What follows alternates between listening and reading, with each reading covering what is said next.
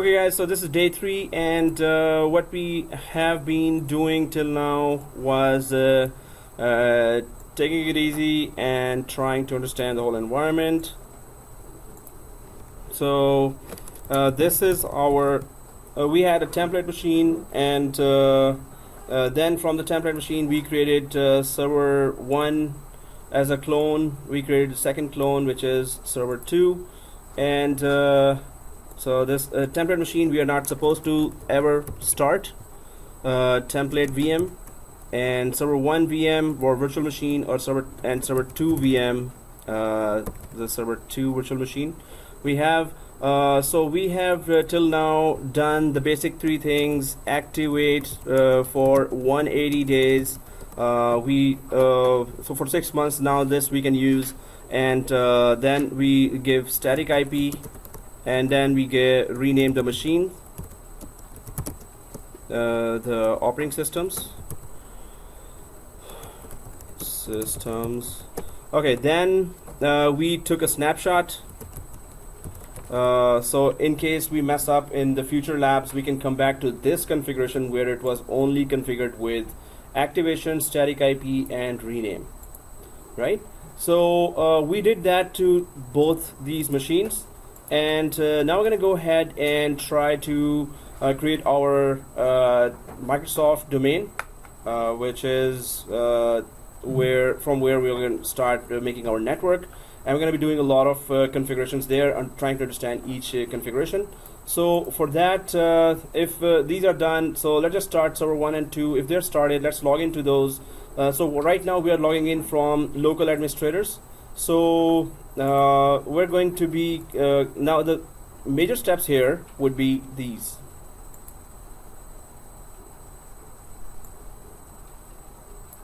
So the first is that on server 01, let's install Active Directory while understanding what is it, and each page we have to understand what is it and why is it there. And we're going to be installing alongside DNS as well. DNS will be installed. One portion of the DNS will be installed, the forward lookup zone, and we're going to understand what is that. Then we will be renaming our domain admin account to netadmin. And why will we do that? Let's talk about that. And then we can install DHCP and test that. What is it? Why do we use it? What does each page, each option offers us, and why should we configure one option over the other? Then join the other computer to domain, and so anyone was able to create a replica environment at home? Yes? Okay, 1, 2, 3. That's it? Replica environment at home. No, I got the error message. I had to show you after. Okay, so you can send me error message on WhatsApp, and you can send me on text as well, and you're going to be getting your good computer. I did. Oh, you did? Yeah, I did not buy laptop. I got this Desktop or server? server. Okay, so you'll be creating the environment, right? Real soon, because I'll be giving some assignments as well, and they are only for your learning. And so anyone else? My computer doesn't have a lot of space, so I could not give like a tablet 100 GB. Which I is give okay. 30 GB. I started 25. Oh, that's very less actually. 25. 30 GB, and the processor I kept one instead of like. Yeah, it's okay. So, but 30 GB, I thought, shall I redo it again, because I could do it. Like it's even good for me. 30 is okay. Yeah. You can, whenever you run out of space, just add another second disk. We Yeah. added a second disk as well, right? Okay. Or we're going to be adding that. Yeah. Okay. I So- need, like, even my computer, I don't know, something wrong with that regular hard drive. It is so slow sometimes. Like Oh. I definitely need. It SSD. is like the Core i7, like, But it's not SSD, right? no, it's not SSD. Yeah. The same So computer I used for my last, but it's not. Yeah. It's I have nothing in this computer other than those labs that I Okay. did. But now I am trying to. I deleted some of the labs that I did before. Like Yeah. especially for the VMware. Oh yeah, So that would take a lot of space, huge space.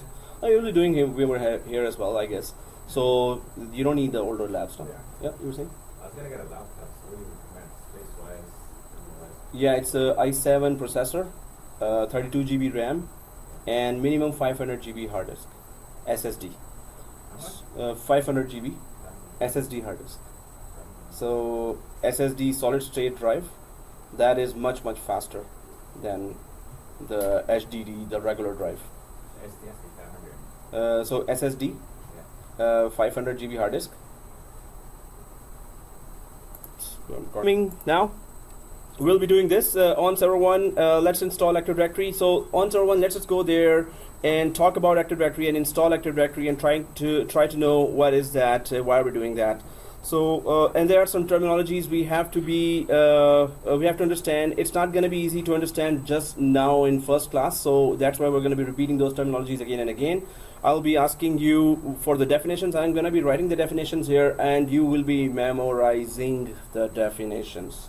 Like if maybe we are in 4th grade, 5th grade, or first grade, like A, B, C, like that. So I will be asking you, and you have to give me the correct definition. Because an interview, if you make that definition wrong, you're out already, right? These are the basic concepts. So your definition would be, and as soon as I ask, what is forward lookup zone? Give me a good one-liner right away, which explains properly what is forward lookup zone, right? So we're preparing for interview as well, right? It's not like we have a rich uncle and we're just here to learn concepts and I just want to learn concepts. That's it. I don't worry about jobs. I own companies here, right? So okay, The recording. and it's recording as well. The recording goes with all the jokes. So anyway, we have to memorize them, right? So I'll be asking you, and you have to confidently tell me what is that, as if you're telling it to the interviewer, right? So practice interview now. Okay, guys. So let's go to server 1 here, and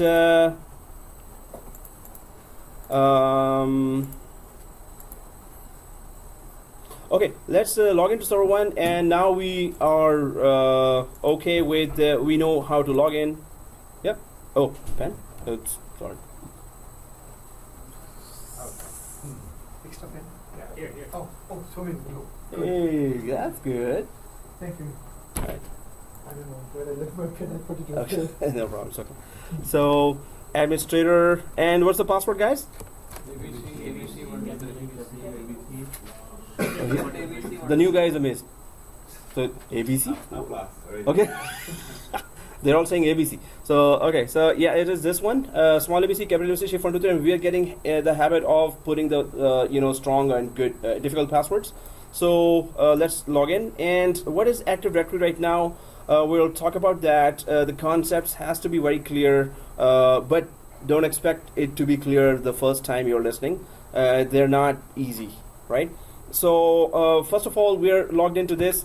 So our best buddy is our server manager here, and from server manager we can control the whole environment, local environment and the remote environment, as well as we add the remote servers as well. For now, we're concerned with creating a Microsoft network, which is called a domain, right?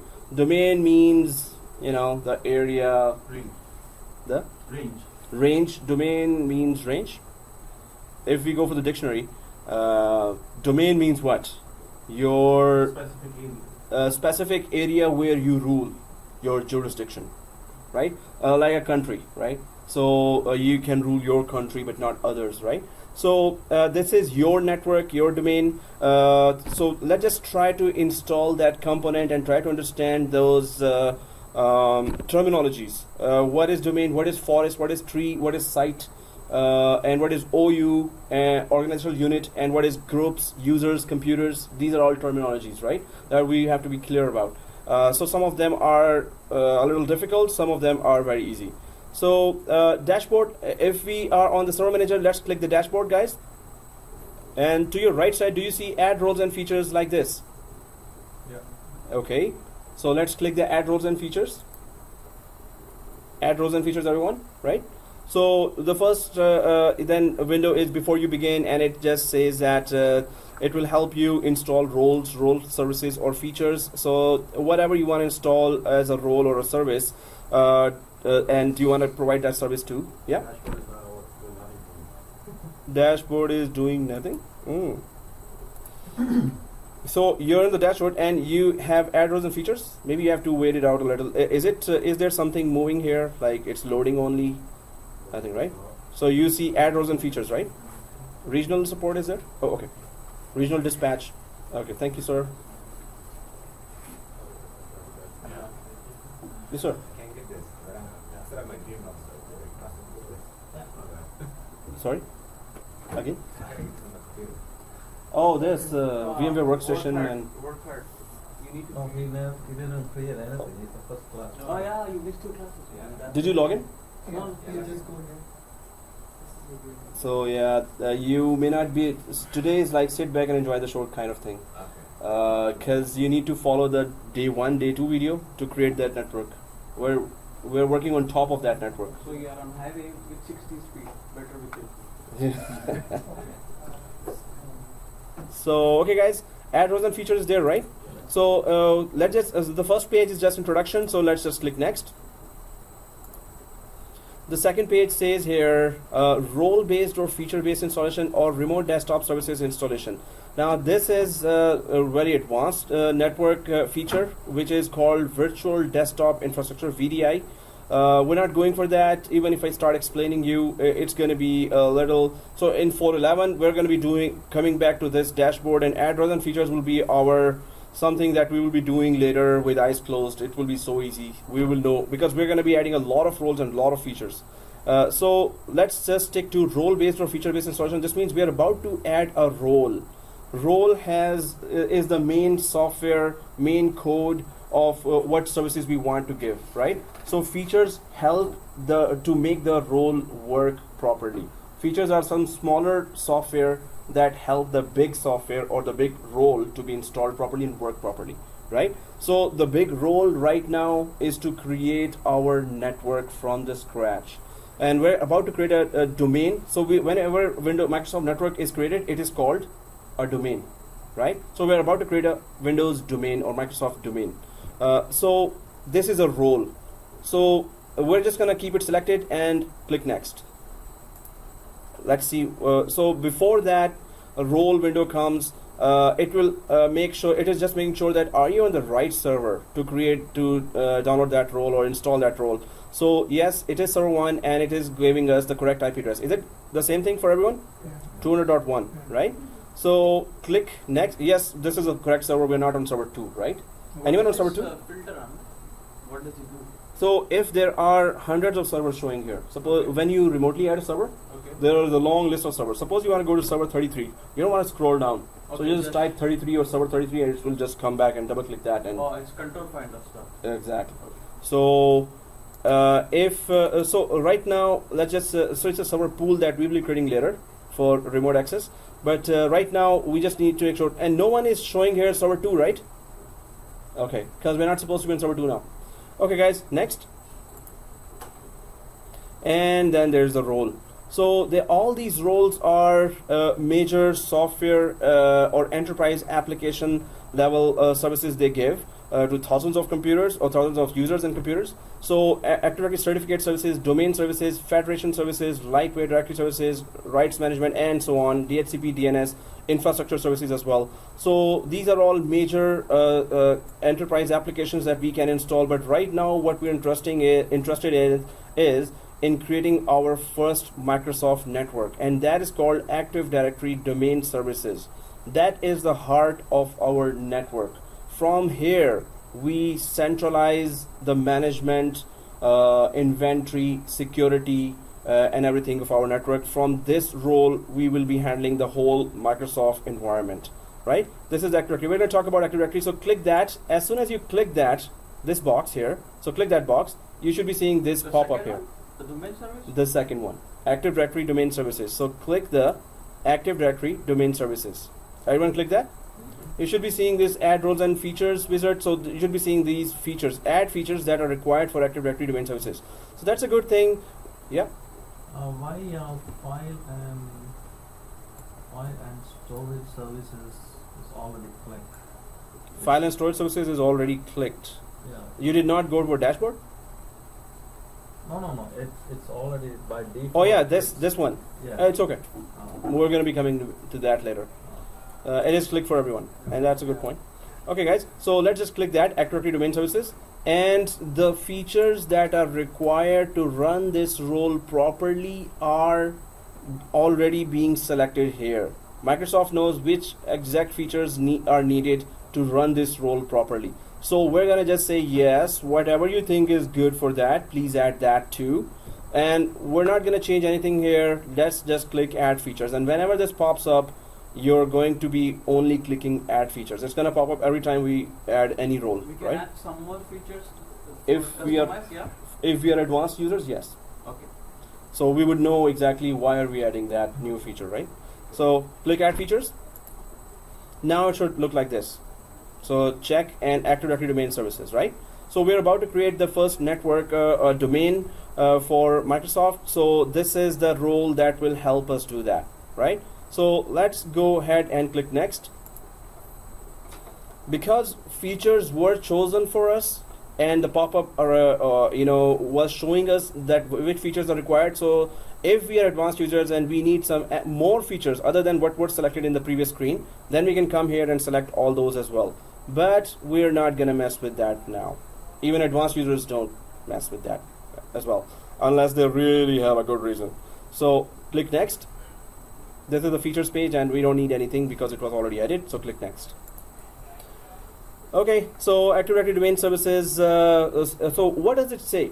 Active Directory Domain Services, ADDS, stores information about users, computers, and other devices on the network. So first of all, it stores information. So that's our central directory. It is already called Active Directory. So it is a central information area, or from where we can get all the information of our network. How many users are there? How many computers are there? How many other devices are on the network? What are other devices other than users and computers? Printer. Scanners, other servers, right? So other servers are member servers. Okay, let me just, there is a terminology I just used, and I'll be using that a lot. So let's just properly define that terminology as well. The three types of servers here, and I think we may have talked about that before, but a standalone server, it's a server that is standing alone, right? Okay, well, okay, standalone server, not connected to any domain or network. It is just an individual server, right? Not connected to any domain or network. What about member server? That's the second terminology. So right now, our true or false, I'm about to ask that, true or false, that our two servers are right now standalone servers. Yes. True. Okay. True? Yes. Okay, you said, but others did not say that. Like server 1 is not standalone. Well, it's about to be not a standalone, exactly as you said. Is it standalone, our two servers, server 1, server 2? Yes. Your yes was like, yes. Okay. It was not yes. It was not like that. Oh, okay, you don't have to do that, but yes, like confidence. Yeah. So standalone server. Oh yeah, that was scary, but confidence. Yeah. So okay, Yes. guys, if our two servers are not connected to any centralized authority, so they are individual two servers right now. So yes, they are standalone servers, but they are about to become either a member server. So, but let's just see that. What is the member server? Connected / joined to a network / domain. Member server is a member of some central authority, some central domain, some network, some domain, right? Where it is being handled centrally from somewhere, right? So if it's joined to the domain or a network, it is a member server. It is a member of something, right?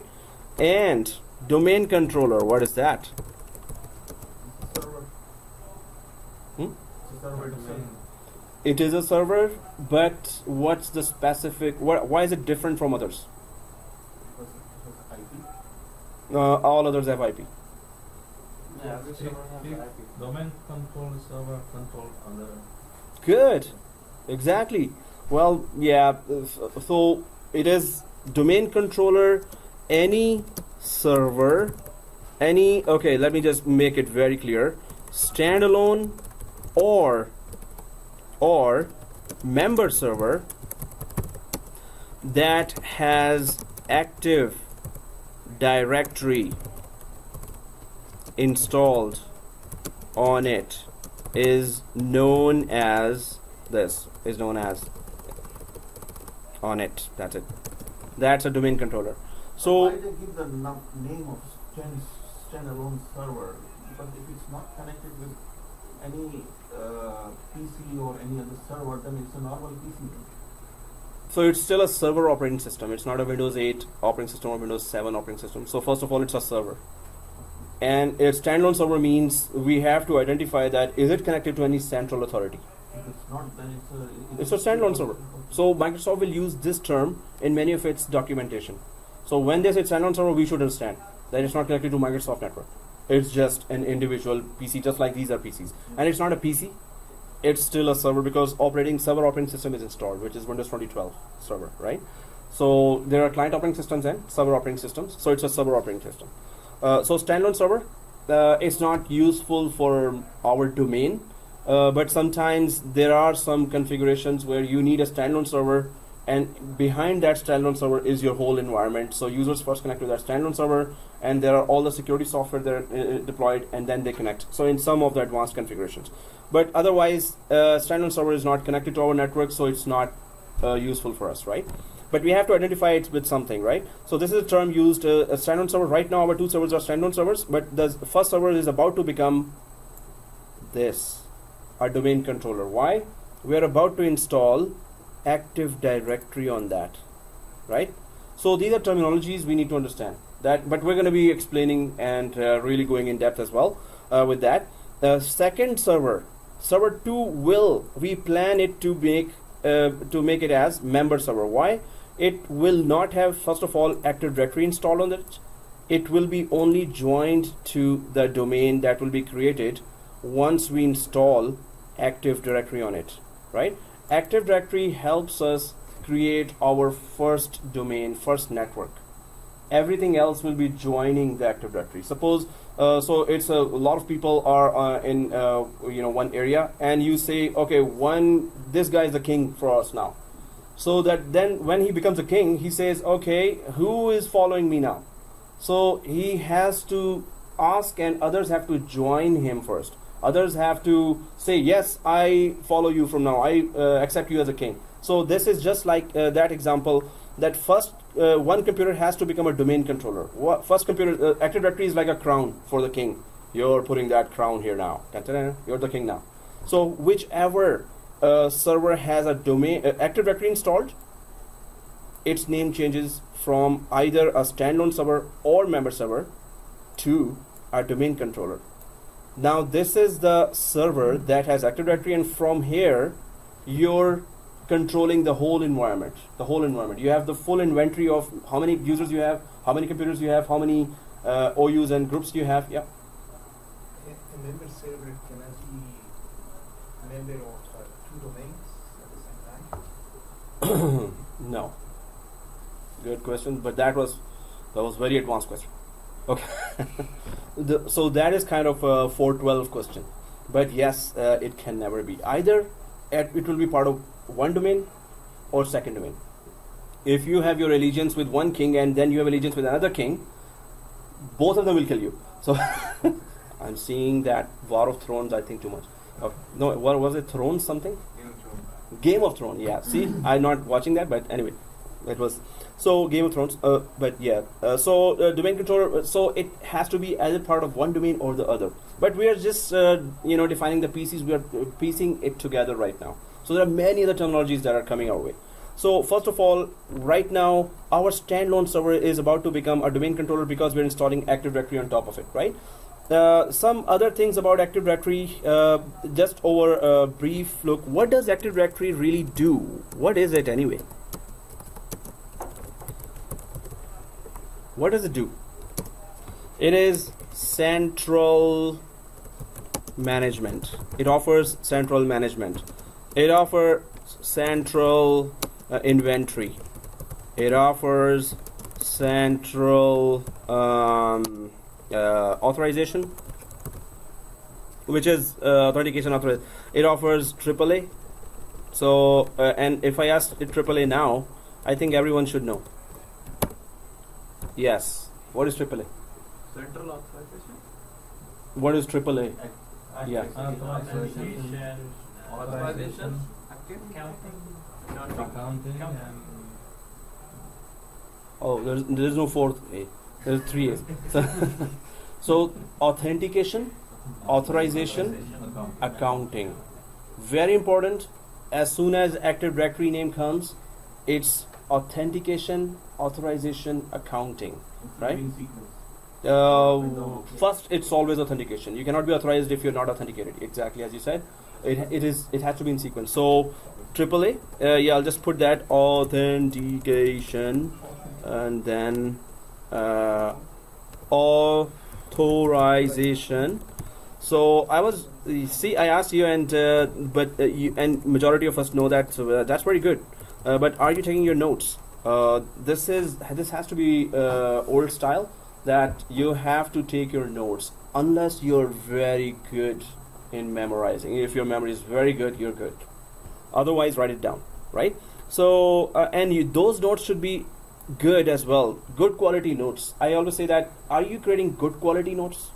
Or if I ask you after 3 days, and because we cannot remember everything, right? So when you see your notes and they're like more confusing, so like what was that? So that time was wasted because you did not put the notes properly, right? So your notes have to be good quality notes, that before the interview they should just remind you, oh yeah, I got it. Sometimes we cannot recognize our own notes. What did we write there? That was scribbling or something, and whoa, okay, now I cannot read it. Yeah, you were saying? You're about to say something? Yeah, we are recording the video, right? If we came across something, we can just go back and watch it. I meant to say, we can watch this video anytime, right? Yes. Yeah, it's like 160. No, it's between 2 to 6 only. Okay, just kidding. So, yeah. So, it's there in the database. but we can watch it and yeah. find it. Yeah. Suppose there are 12 classes and 48 hours of video, and tomorrow is your interview. So if your notes are already created from the video or from the class, so within that one night you cannot watch 48 hours of video. I know that you can just go ahead and forward to the right point, but you cannot possibly remember which point I said very important thing and which point another important thing. So it's your notes now that will help you actually in your future, your notes. So whatever you summarize from your video is the most important thing, right? So that's why notes are very important before the interview and anywhere. And I'm going to be asking you a lot, so you have to be ready for that, right? So and we cannot possibly remember everything, so the notes will help us. Okay, guys. So central management, central inventory, and then authentication.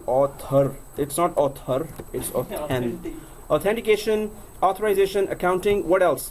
Anyone knows?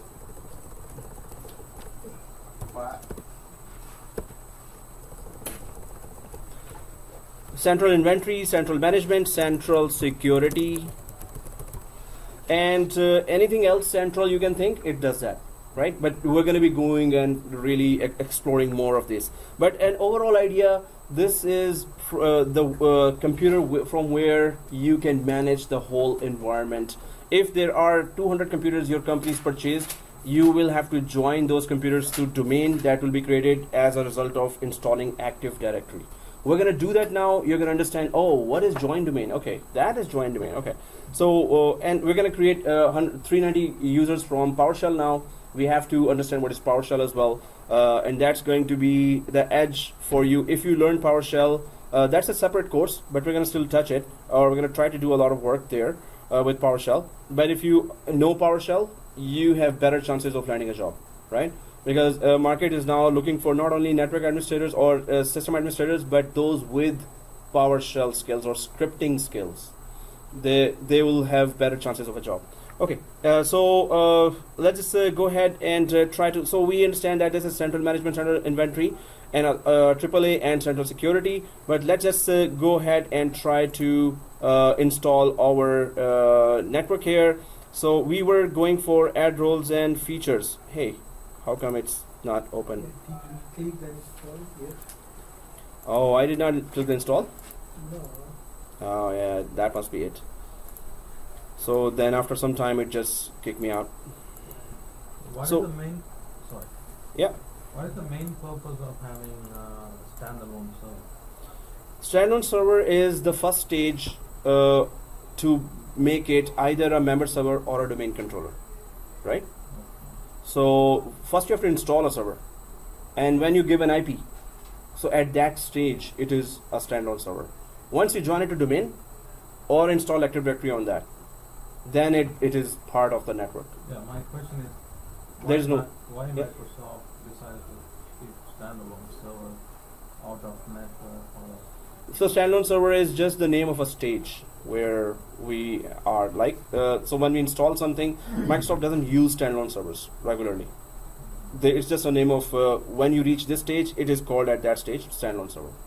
So right now we had to install first and give a static IP and activate it. At that time, suppose it was at night. So we are done with that. We did not join it to domain. So next day you will tell the other guys who are coming and taking over, hey, this is a standalone server. This is not a member server right now. So they will at once understand, oh, you did not join it to domain. Okay. So it's not joined to the network. So it's just the name of a stage. maybe to do testing and all that? For the testing also you need a network, a domain environment. Standalone server is just name of stage. Okay, so here if you were on this page next, and guys, do you see this page? Confirm installation selections. No, I didn't check that one. You check that one. So because No, I didn't check. didn't check, which is okay, which is, it doesn't matter, but it is useful in the case it's saying it will restart if it is required, if it is necessary. It will not restart if it is not necessary, right? So better check it. Maybe we missed something and we wanted and that something required a restart. So if there's a pending restart already because of some other thing we did, which we did not do right now, so it's a good practice to put this checkbox there. But if you did not do it, it doesn't change anything. It's okay. So click install. Oh yeah, so you already installed, right? I said custom. I will customize anytime, so you might not miss anything, right? So- I check, click yes, right? Do you want to allow automatic restart? Yeah. Yes.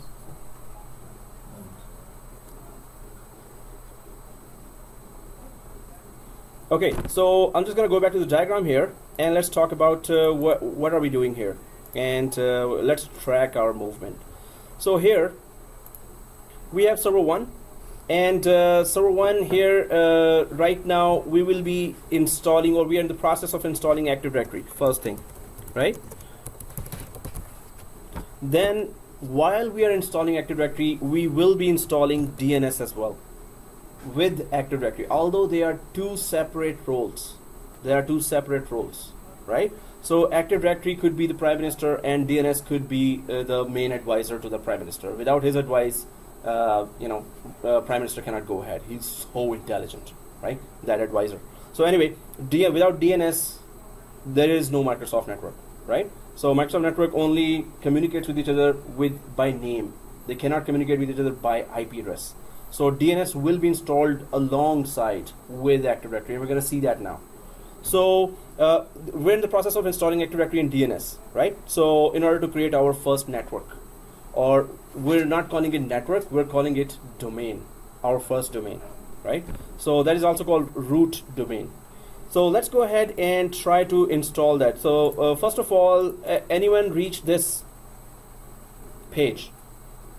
Suppose you reached it and you decided to click close here, which is also okay. But if you're on this page, you can click this button directly as well. Suppose you click the close button here, then there is that yellow triangle always popping up after the deployment of any new role. So right now the new role is Active Directory Domain Services. So that yellow triangle, if you're done with the basic installation, the yellow triangle will show you promote this server to a domain controller. Do you want to go to the next stage? The yellow triangle just pops up for that. Do you want to further configure it? So that is the yellow triangle for, right? So either if you click close here, then you can go here. But if you did not click close, which is also okay, both are saying the same thing. See, if I click here from the yellow triangle, or if I read here, promote the server to a domain controller or promote the server to a domain controller, same thing, right? So I did not click close here. I will click this, promote the server to a domain controller, which is the next stage. If you click close, go to yellow triangle and promote the server to a domain controller, click that as well. We are both going to the, from both areas, we're going to the same page. So is it done for everyone? Yep. Okay, so click this, promote the server to a domain controller. Now this screen comes, and that's where we start understanding our environment. So there are deployment configuration. What are we deploying here? So it says add a new forest, add a domain controller to an existing domain. We haven't created a domain yet. We are in the process of creating a domain. Second thing is add a new domain to an existing forest. Whenever you create a new domain, a new forest automatically gets created, but I'm going to explain it in detail now. And add a new forest means this is the first time you're creating your network. So once you create a new domain, a new forest will be created, a new tree will be created. It's not a joke, they call it tree. And a new site will be created. So let's stay here and understand that, right? So what are new forest, new tree? Seriously, Microsoft was serious. So what are forest? What is a tree? What is a site? And you're going to be giving me one-liners for that later, because I'm going to be writing one-liners. So forest, tree, these are actual terms. Site, domain, OU, or organizational unit, groups,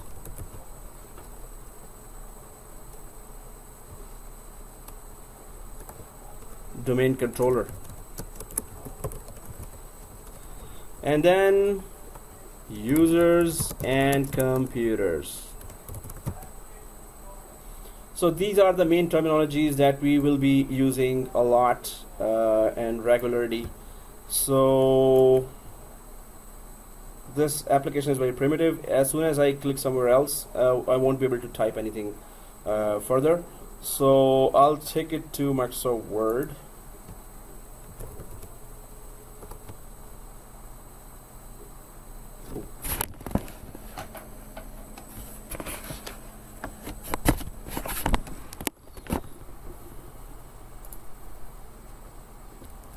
So all these, right?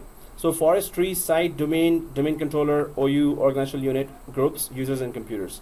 So this is something throughout the course and throughout Microsoft environment. Suppose you are having an interview, they will ask you different scenarios with these terminologies.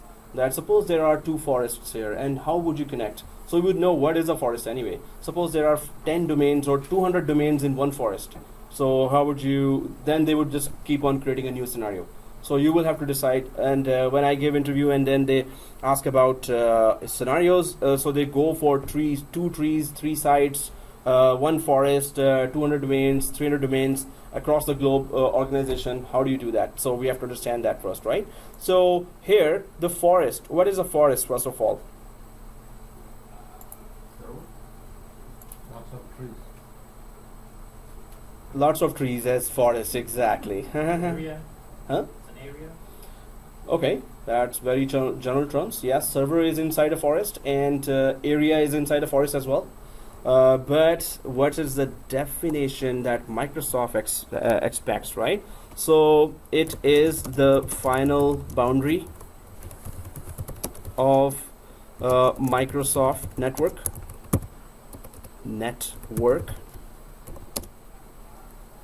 It is also known as security boundary. So this is the final boundary. As soon as you install an Active Directory for the first time, first forest gets created, which is just a logical borderline of your network. Logical borderline. So whatever services you want to offer within your domain, it has to be within the forest. So it's like a new country is created, and you always just first go for the borderline. Hey, this is our borderline from here to here, right? This is our country now. So then whatever services you want to give to your cities and provinces, it has to be within that borderline. So this is a logical boundary. Any services you want to give will be within the forest. Suppose there's another company and they have their network. So when they have their Microsoft environment, you will say, oh, they have their own forest, we have our own forest. Of course, they have their own network. Their network cannot access our users and computers, and our users and computers cannot access their network.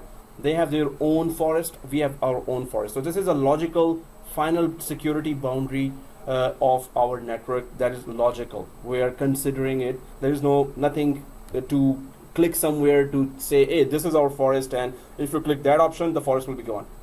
As soon as we install Active Directory, a logical boundary gets created, and it's gonna go expand. Suppose you have 10 branches across, and let's just create those branches here. You're the system administrator, and you got a new job, and there are at least these branches here, and all these are not tents in Nunavut. These are branches, well, considered as branches. So there is a Toronto branch here, and London branch, and Tokyo. Is this correct spelling? Tokyo? Yeah, okay. And this is Brazil. Okay. Okay, give me a city. Okay. Kuwait. Okay. Kuwait city. Okay. Kuwait branch.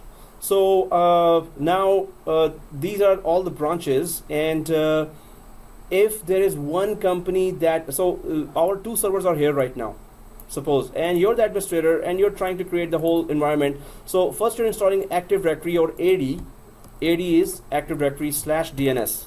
AD/DNS you're installing there. Now there are many users here in other branches, many servers, many computers here in other branches. So what we need to do is join them all under one forest, one network, one domain, right? So we are creating the first forest here, and when the forest gets created, all they need to do is, first of all, of course, we are assuming they have VPN connectivity over the WAN. So over the WAN, we have VPN connectivity to all the branches here. So this is the WAN connection, WAN. And over the WAN, we are connected with it. So we can ping each other's servers, right? That's the main thing. Kuwait servers or Tokyo servers, you can ping to Toronto servers. So if we can ping each other, and this is because the branches are connected, and we are creating a forest here. Now, if these computers join to domain, which is a process we're going to go through now today. So if they join to our domain, if they join our network, this will be our full forest from here to here. This means within the forest, computers can access the same resources that other computers in the forest are accessing. Suppose there's a printer here, and a color printer is here, and from Kuwait somebody wants to access the printer. Because they're part of the same forest, they can first of all add this printer in Toronto into their computer, and then they can send a print over the WAN from Kuwait to Toronto here, and it will print out here. Because they're part of the same forest, they can access, they can search that resource across the whole network, right? So they have to be in the same forest to be able to access the forest network assets. Network assets are scanners, printers, file servers, print servers, and all the long line of servers across the globe, whichever branch has. But of course, do you have authorization? That's another thing. You can access them, you can search them, but if you don't have authorization, you cannot use them, right? So you will be authenticated as soon as you log in from here, but depends on authorization. Can you print from Kuwait to Toronto or not? Because you have authentication, because you just logged into this forest, you're part of this forest. That's why you have authentication, right? So forest is the outermost boundary of our network. There are some forest level features that we deploy as well. Forest level features could be deployed, and these features are available to all the resources across the forest. There is Tokyo branch, all the users that feature will be implemented, those features will be implemented on all the users in any branch globally they are available. So because that's the topmost level, right? And this is the logical boundary, final logical boundary. You can't configure it, you cannot see it, you cannot click anywhere there. Oh, this is our forest, we're starting from here, just do a draw line here and it will be cut, the forest will be cut. It's nothing like that, right? Okay, yeah. Can you go back to the diagram? I just want to ask a question. Yeah, I was hoping that there's a long question so I could have two sims. Oh, anyway, just kidding. So, sure. So we're gonna discuss the most important topic now, while Nasreen is gone. So we can quickly do, oh, just kidding. Yeah. So, The other diagram. oh, sorry. This one. Seriously, what's wrong with me? Okay, 10. So these, so those Toronto, London, Tokyo, Kuwait are all 4 different servers, right? So what are these tents? These 10 These tents are what, guys? are Branches. branches. Okay, sorry, I didn't mention that. So these tents are branches and they give us smoke signals. Branches. These are 4 branches, right? 4 branches. 4 branches, guys. Because I'm confused. Because No, it's okay. we Yeah, are we can ask. installing this Active Directory, and then inside a server, and then we are doing this forest, whatever. So that's why I was confused. Yeah, it's okay. Yeah, you can ask. The server, right? So what are those boxes? The boxes are the Active Directory, DNS. They are servers. They are simple servers. So these tents are branches. In Tokyo, London branch, it's a physical building. It's a physical campus, right? So yeah, Each branch will have their own Active Directory. that's another good question.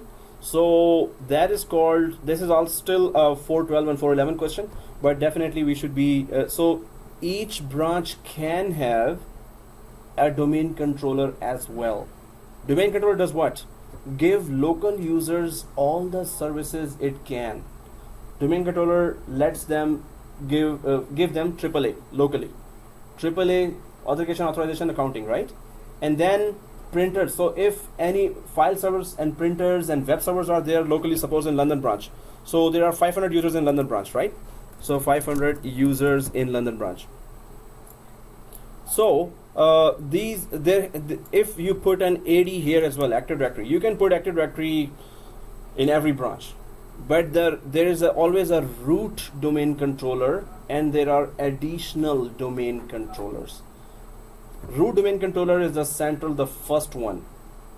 Additional domain controllers are just helpers. They help AAA, the first domain controller with AAA. If you have, suppose, one service, domain controller is giving AAA, you have one server and second server. What is the benefit of a second server giving the same service? What is the benefit? Reduce the load. There's a big benefit. Come on. So AAA is so there is a one domain controller and there is another domain controller. As you said, what? Reduce the load. What load? Load balancing. Load End balancing. users, yeah. Exactly. End user, exactly. So end users will be coming for authentication. So maybe there are 2,000 users in the morning with coffee. They are logging into the. They are putting username, password. That request is all going. 2,000 requests are coming to one server. Authenticate. All the users are being authenticated. If there are 2 servers, what will happen? Load divided. Load will be divided. So there will be load balancing going on. 1,000 requests will come here, 1,000 will go to the other, and it will also say, yes, you're our guy. Authenticate it. In a login script or something that exceeds more than 1,000 or 800 go to second server. So another good question that what tells us that, hey, now take the traffic, next traffic to the second domain controller. What tells that? What it tells here is that if the bandwidth and the capacity of the server can take that traffic, it will keep on coming to one server. If the capacity of the server is 32 GB RAM and it's going full and processor is going full and network bandwidth is like really about to close, right? So when it says that traffic is a lot, so it says that resources are really less, hardware resources are really less. So you can, the traffic will be automatically diverted to the other domain controller. All the traffic will be next traffic. And there is always a service called round robin that does that. We're going to be talking about that service in 412. What is that service? But round robin is automatically, as soon as you put a second domain controller that is offering the exact same service, round robin will automatically detect that, okay, this is also a domain controller, this is also a domain controller, let's just divide the traffic right away. It will start dividing that. If you have one DNS server and two DNS servers, three DNS servers, four DNS servers, it will start load balancing right away. You can have one DHCP, two DHCP. You can have one web server, two web server, three web server, four web servers, four hardware servers offering the same service. So it will automatically divide the whole service. So that's what's happening in here. Exactly. So all these servers, no. So all these servers, see this. Now let me just put those here as well. I decide to put one domain controller in each branch, right? So they will be updating each other. In the main branch, I'm putting two domain controllers here. Microsoft says wherever you put small, medium, large environment, put two domain controllers. Microsoft always says that, right? One domain controller goes down, the other will keep the show running. Other will keep on. I mean, one more Yeah. question, like for the end user, Mhm. if let's say you're accessing some bank account or something, it usually when it's like they say, what they say access against something like that, if you use the correct account number and the correct password, it doesn't go through. It says access again. So that means it goes all the way to the server and It is denied the request it for denies some the reason. request for example. Maybe it's a big traffic, or maybe it is for now not available, and next second it is available, or that one is not available, and when you log in again, it tells you to go to someone else, some other server, second time. So it could be any of those factors. Okay. It could be a long range of factors. That your username password was not authenticated. So it could be anything. And next time you will be redirected to another server. So it's basically a web server who manages that stuff, right? Yes, exactly. Okay, guys. So here, what I'm trying to say is that this is the full forest here, right? So try to have that map in your mind. That this is the forest. You can have one branch forest. This Toronto branch could be the only forest because you have no connectivity to any other branches. Maybe there are no other branches at all. If there are other branches, then if they are with the same company, it's better to create one full forest. But it is your decision that maybe two branches you create one forest, two branches you create another forest within the same company as well. Forest means that now users and computers within that forest can access all the network resources easily. Suppose you don't want the other two branches to access the resources of the first two branches. Suppose within the company you can have first two branches are accounts department, second two branches are sales department. They want to keep their resources separate. This happens as well. So there are many scenarios you can use the forest for. But forest, when you create, all the users and computers can access within that forest all the resources. If you have authorization, you can easily access those resources within the forest, right? Can we create two forests so that if one forest collapses, the second one boots up? No. It doesn't work that way. Okay.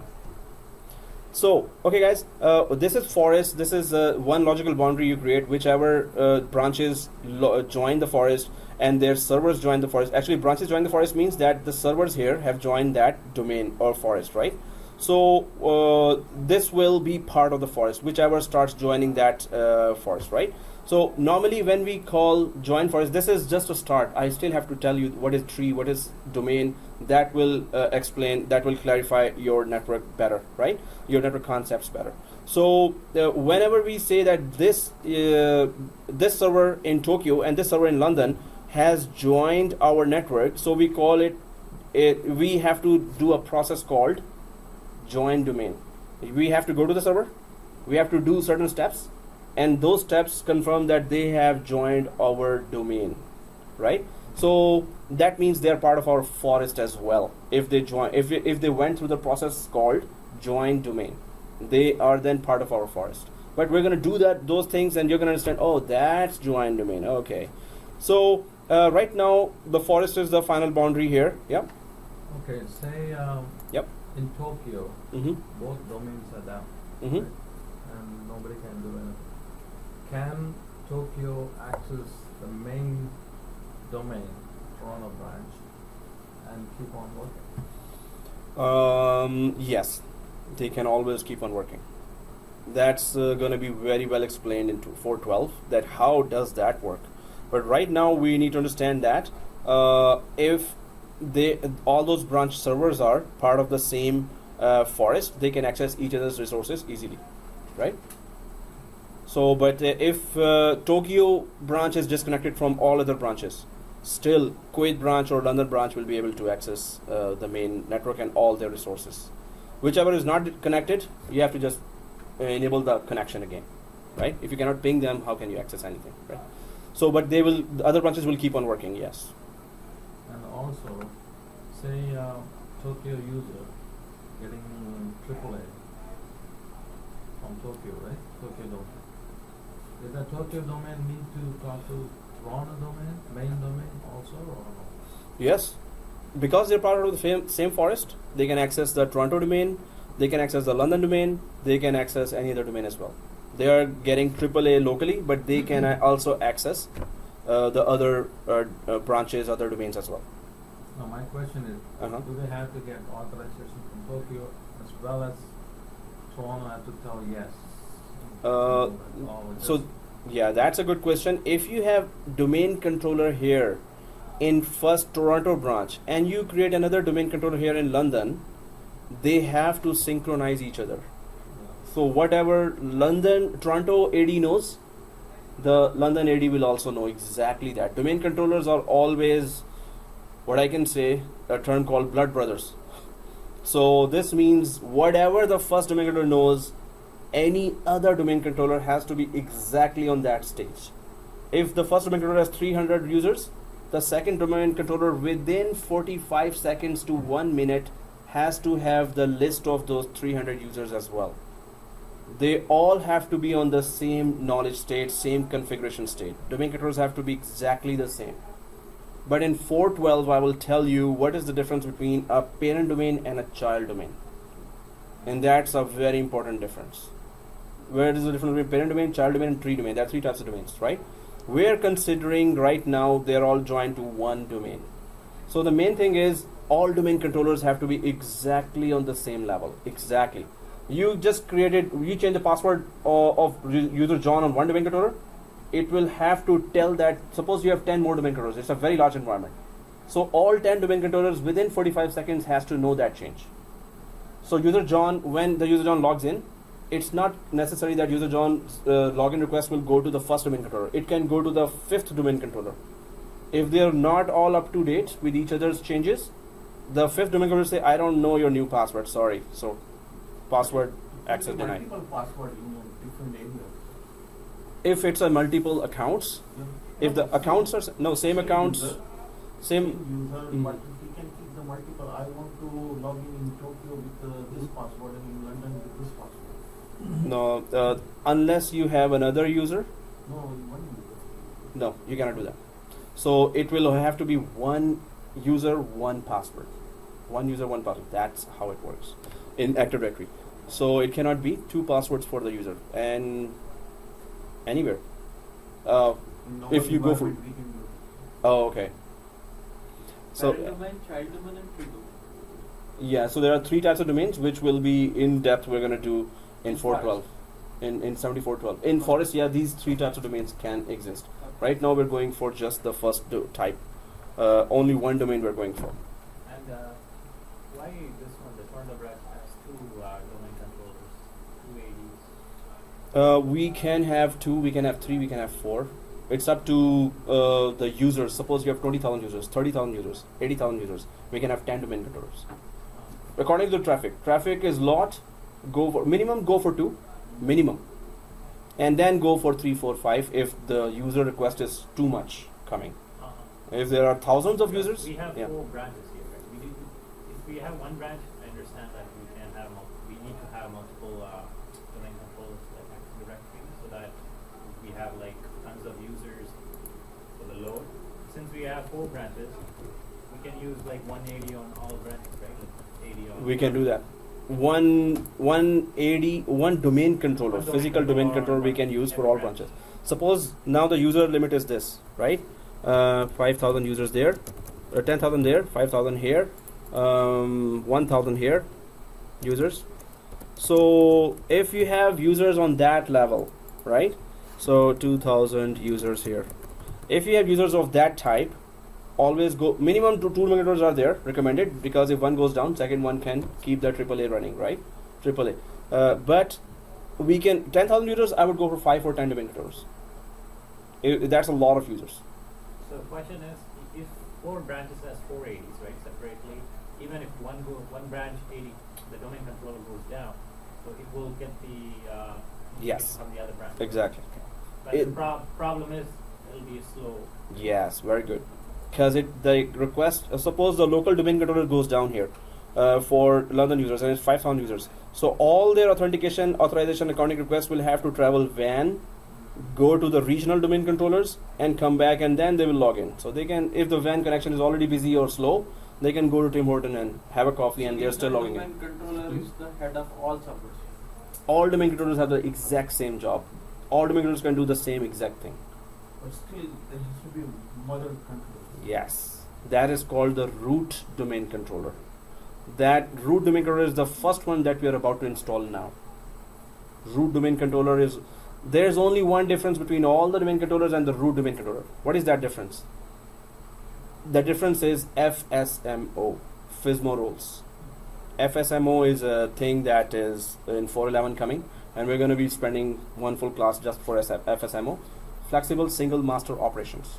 So the root DC has 5 roles called FSMO, and all the other domain controllers do not have that. We can move those roles to other domain controllers, but the first domain controller has FSMO. That's the only difference. So as you said, mother domain controller or mothership or like that. So it's the root DC. The root DC of this forest and this domain is the first one from which we create the whole thing, right? So yep. So that's how. But all other domain controllers have to be exactly on same level. If we modify something on one domain controller, within 45 seconds it has to go there. 45 seconds to 1 minute. It has to go between. So let me just correct that as well. All domain controllers talk to each other within LAN in 45 seconds to 1 minute. All domain controllers talk to each other. Talk means update each other within 45 seconds to 1 minute within LAN. On WAN, all domain controllers talk to each other within 180 minutes, 3 hours. Every 3 hours by default, all domain controllers. So London domain controller will talk to Toronto domain controller in 3 hours or 180 minutes. So I'm just gonna put there 180 minutes. That's by default. You can just change that, right? Now it makes No problem. So 180 minutes, and we can change that if your WAN is very good. You can change that, right? So 180 minutes. But within LAN, it is between the domain controllers. It's 45 seconds, up to 1 minute, according to bandwidth, whatever. So within LAN. This timing is specified By Microsoft. That's 45 seconds. So this is 45 seconds, right? But when we check, we will have 2 domain controllers. We're going to make a change in one domain controller. As soon as we go to the second domain controller, the change would have been done right away then and there within 2 seconds. Local domain controller 3 minutes, right? Yes. So on LAN, local area network, the domain controllers talk to each other every 45 seconds to 1. No. Local domain controller what? 45 seconds to 1 minute. Local domain controller. 45 seconds to 1 minute. And when the modification happens, it's not like every time they're talking, hey, how are you? Hey, how are you? Hey, how are you? It's not like router and switch. Exactly. So as soon as the modification happens within local area network, 45 seconds to 1 minute, across the WAN, 3 hours, 180 minutes. We can change that. We can make it 90 minutes. We can make it 3 minutes. Yeah. But if your WAN connection is worth it, if it is fast, if you really invested on the WAN connection, otherwise you're taking the WAN connection down. It's gonna really destroy you. Just the financial institutions. Yeah, those who can afford a very good WAN connection. So this is how the whole environment is, and this map should be there in your minds always. In the background, how domain controllers are talking to each other, how there are many things in the background that will be revealed, and you have to, as soon as you see your client's network, wherever you're joining the job, you will know right away what's going in the background right now. All you need to know is how many servers you have, how many domain controllers are there, how many DNS servers are there. Okay. And the whole map should be in your minds at once, right? So, and especially when you map out yourself everything, that really clarifies everything, right? So, okay, guys, I hope you are creating that map as well, or at home do create that map, right? So, right now the communication and flow of data is going there. Microsoft recommends 2 domain controllers, local domain controllers in each branch. Recommends, but if you can do that, right? If you cannot do that, at least one domain controller. Some branch don't even have a domain controller. What do they do? How the users will get AAA? This branch, London branch, there is no domain controller. Suppose the users will log in from WAN, right? They will log into the regional, the nearest branch domain controller, Okay. right?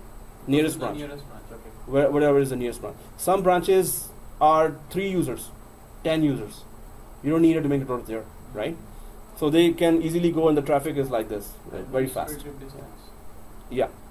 So it's just that your WAN has to be good.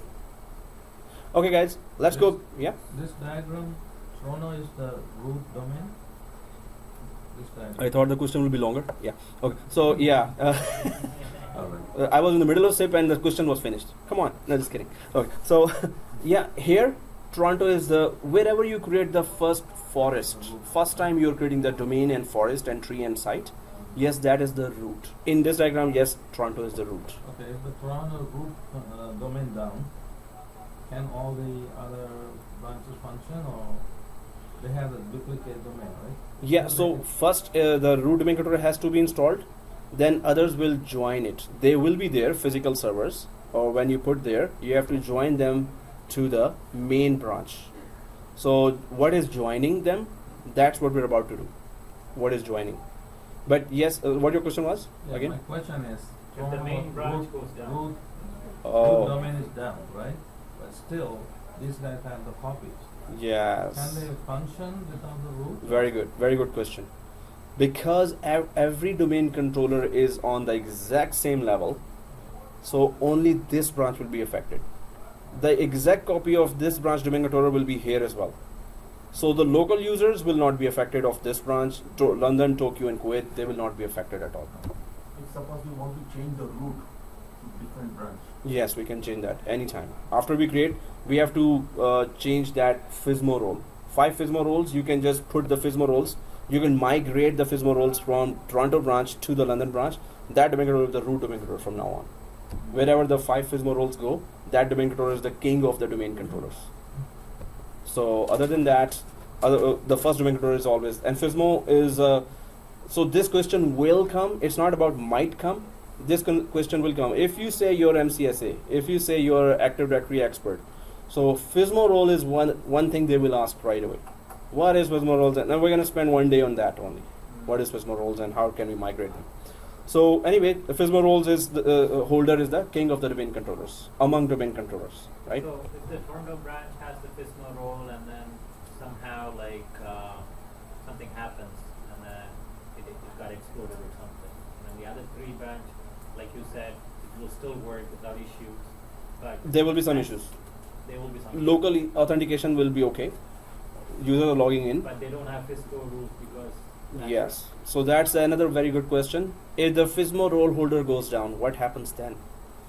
You have a big problem across the forest. To work locally then. Yeah. So local users of other branches can still keep on working as long as they have connection with their local domain controllers. But across the forest, it will be nearly a chaos. We cannot. Many things will not work Can we create? except two, for local authentication. Can we create 2 FSMO role servers? No. The FSMO roles could be either, they cannot be copied. So either one can have it or the second can have it. Okay, but we can do divide like. 2 We can divide locations, it. 1 FSMO, 2 locations, 1 FSMO. Yes. So there is a 2 faults. No. No. The FSMO roles are 5, right? We can put one FSMO role on each domain controller. Suppose there are 5 domain controllers. We can have 1, 1, 1, 1, 1. So if one goes down, that role responsibilities are missing, right? So FSMO role, but they cannot be copied. Within the forest, there could be only one FSMO role holder. Like any one role, one domain controller, or all 5 on one domain controller. Okay. We have gone to 411, 412 as well, but no, we just want to understand that's a the very concept. good thing. Your questions are very good. It's very important to have those questions. Once we understand the concept, it'll be easier, right? Yeah. That's it. Oh, there it is. Yeah. So now we know that we're gonna add a new forest. Yeah. We're adding the first forest. All, it's not about first forest, the only forest, first and last forest. We can say, because forest is always one, right? Domains could be more, tree could be more, sites could be more, but forest is always one. Country is always one, provinces could be more, cities could be more. So one company districts. can have only one forest. It's up to the company. If you have a separate forest for separate branches, suppose there's accounts department, I'll give you another forest because you are 20,000 already. But they cannot talk between each other. If there are separate forests, then there is a thing called forest trust. That is the only bridge between the two forests. Otherwise, it's a single forest. So, and yeah, if there are two forests, the users cannot access each other's resources. No, but the forest can communicate. That's what it means. Forest to forest communication could be done if forest trust is first created. Like mapping. Mapping, we can say forest trust. So if that's the case, then we can put everyone in one forest. Yeah, if it's one company, they want to access the resources. The point Yeah. of creating two forests is for security purpose. Yeah. No So one should administrative communicate. separation, exactly as you said. So administration is totally separate. Users cannot access each other's resources. If you cannot access that, it's like what's the purpose? Right. Like, suppose it's a group of companies. So one product, one company, second product for the same company. They're working on something else. They're working on something else. So they can have two forests as well. Group of companies, right? So okay, guys, let's try to go ahead. But that's a very good thing that you're putting those questions. This really clarifies everything, right? But the tree, now that's the main troublemaker. But anyway, let's see who gets it. So tree Has fruits. has fruits, exactly, and it's about to be lunchtime, yeah. And the oh yeah. Sorry, this is the distracting guy. Oh. Who's full time here? Full time? All the full time guys come and see me in the classroom or in my office when you're done. If you don't mind, and I'll set them up with that. Way to go, sir. Now, Okay. what is full-time admin? So full time is with the government, second Okay. career. That's public. No, you did not raise hand at that time. No, you cannot go. So I was a bit confused. Like, what okay, is what's the full-time? full time? Yeah. Anyway. Okay, guys. So here, tree. It is DNS namespace. See, so simple. Oh no. Okay, let's talk about it. So, what is a DNS namespace? Seriously. So, okay, now the example goes like this. It is a DNS namespace. Everyone knows what's a family tree. Family tree. Family tree means our ancestors. So you would see one thing common in a family tree, that and the last name is similar. Similar. Our grandfather, grandfather, grand, raised to the power 20 maybe. So till since the start of the world. So the ending name is normally it goes same. So DNS namespace is similar to a family tree. But when you totally understand that, then say this term in an interview or try to give another example. Don't just go for family tree, right? So if you can properly explain that, then go for interview. Okay, anyway, what is a family tree? So if you go to the same diagram, which is already messed up a lot. Now here we're about to create a domain name called net plus domain dot local. Whenever you name your network, Microsoft network name, it has to have one name, right? And that name is whatever you think that is. Second thing, it has to be something dot something dot something. There has to be a prefix dot suffix, right? So you cannot just put net plus domain, that's it. You cannot have a single name. From 2000, the year 2000, Microsoft started this Active Directory since the Active Directory introduction. Before it was Windows NT, right? Way back. So you cannot have single name Active Directory domain. You have to have something dot something. So there has to be a dot, right? And it could be anything like Toyota dot Burger King and anything. Or lunchtime is here, so it's Tim Horton dot Biryani House. Okay, so anyway, here net plus domain dot local, that name is a DNS namespace. and that name will tell us the location of the branches, the location of the network assets across the whole forest. Now, what do I mean by that? Net plus domain.local here is the domain name we're about to give now. So this means that what will be the name of the servers here? You know what? This is too messed up and I am gonna mess up more. So I'll just create 4 more tents here. We have a never-ending supply of tents here. Okay, these are branches, guys. They're not tents. Okay. Smoke chimneys? Okay, smoke chimneys and 3 smokes. This means I'm fine, and 5 smokes. Oh, I'm coming to kill you. Oh, okay. No, just kidding. So here, so Toyota. Why am I asking? Just keep the same name then. Toronto and Toyota. Wow. Okay, so and London, but this same naming convention will help you understand this new other concept. What was that? Tokyo and Kuwait. So those 4 branches here. Now the DNS namespace, we have created the domain name called net plus domain.local. Now, suppose there are 5,000 users here, as we discussed. So, no, 10,000 users here, right? So 10,000 users.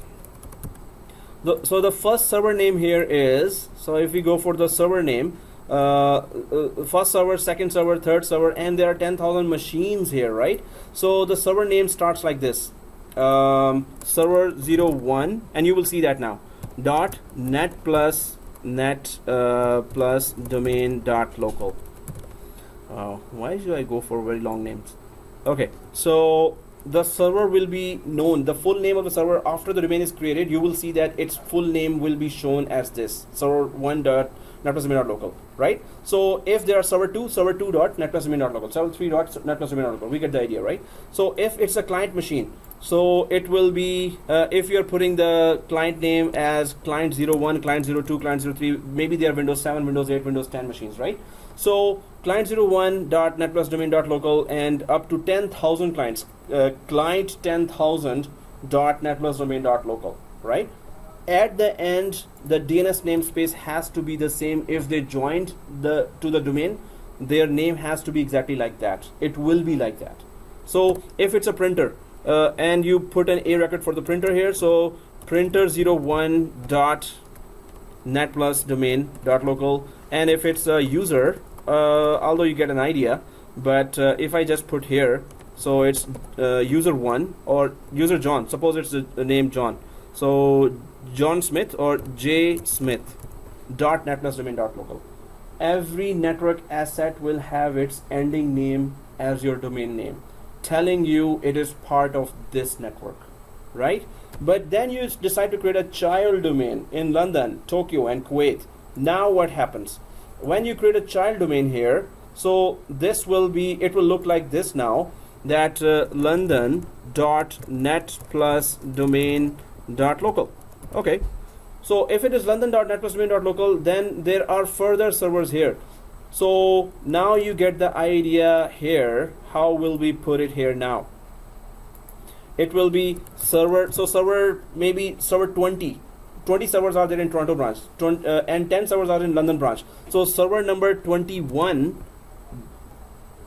dot, exactly. Do you get the idea here? Now what is the difference between the two branches here? Server, The location? yeah, the name tells you the location right away. We're talking about now london.net+domain.local, right? So if we go for this, then the printer here, of course, will be, or user here, client machine, so user 01.london.domain.local and goes on printer.london.domain.local, and of course Tokyo also starts that, so it will be what? Tokyo dot London Tokyo dot, and suppose Tokyo has downtown Tokyo and some other branch. So Tokyo says that no, I'm going to create a child domain of a child domain. It is already a child domain of net+domain.local, but then you go for child domain of a child domain. So it will be downtown dot Tokyo dot net+domain.local, right? And then the server inside this, server 55 dot downtown dot Tokyo dot net plus domain dot local. It will keep on growing, but as soon as you see in your main Active Directory thousands of names here coming, the names will tell you which server is located where, right? So printer dot downtown dot Tokyo dot domain, user 25,000 dot downtown dot Tokyo dot net plus domain dot local, right? It goes on like that. So as soon as there's a problem, okay, which user, there's one machine that is totally infected with virus and it's spreading the virus as well. So you will see that, oh, it's machine number 23 and it's a Kuwait dot net plus domain dot local. At once you will know that, oh, that Kuwait machine is there. So we're not going to be looking for Toronto machine or London machine, right? Oh, there's a question? No. Oh, okay, sorry. So, so here, we can see that end name in every case is net plus domain dot local. Remember the family tree concept? Yeah, which family he belongs to. Which and here which domain, which forest, which main domain are we all belonging to? These are just parent domains, subdomains, child domains.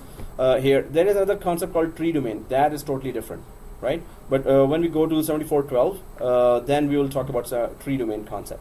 But here, okay, since I'm talking about tree anyway, so tree means that this one DNS namespace remains the same across all the branches, all network assets, user, computer, server, and groups, printers, everything has their ending name as the net plus domain dot local, which means it's one tree in this company, one tree, one DNS namespace is going on in this company.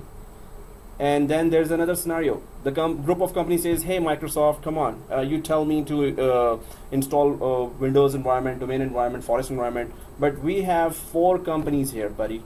So we don't have net plus domain dot local. We also have cars dot local. We also have rental departments dot local, condos dot local.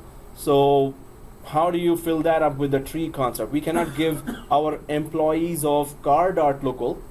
We cannot give our employees of car dot local with the net plus domain. Net plus domain is a teaching business, right? It's a college. Cars, we lease cars. So we cannot give net plus domain tree to that. So then it means you can have more than 1 trees, 2 trees, 3 trees, 4 trees. That is called a tree domain. And yes, Microsoft says you can create a totally different name within the same forest as well. That's a 412 concept. We're going to be talking in detail there. But you can have 2 trees, 3 trees. I was in Scotiabank, so there it was many products there, right? There were many banking products, capital and investments, and there was others. So they all had their own trees. This means that DNS namespace, there was a printer.capital.scotiabank.com, and then there was then retail.scotiabank.com. So we knew that, okay, that's a separate tree, that's a separate tree, but they are still part of the scotiabank.com or scotiabank.local, right? So if we know that these resources are part of this domain, so suppose client 01, printer 01, jsmith is part of the netplusdomain.local only, not part of london.netplusdomain.local, I can create some different set of policies here. So block USB, but to whom? I want to block USB just for netplusdomain.local, but not for tokyo.netplusdomain.local and not for london.netplusdomain.local, right?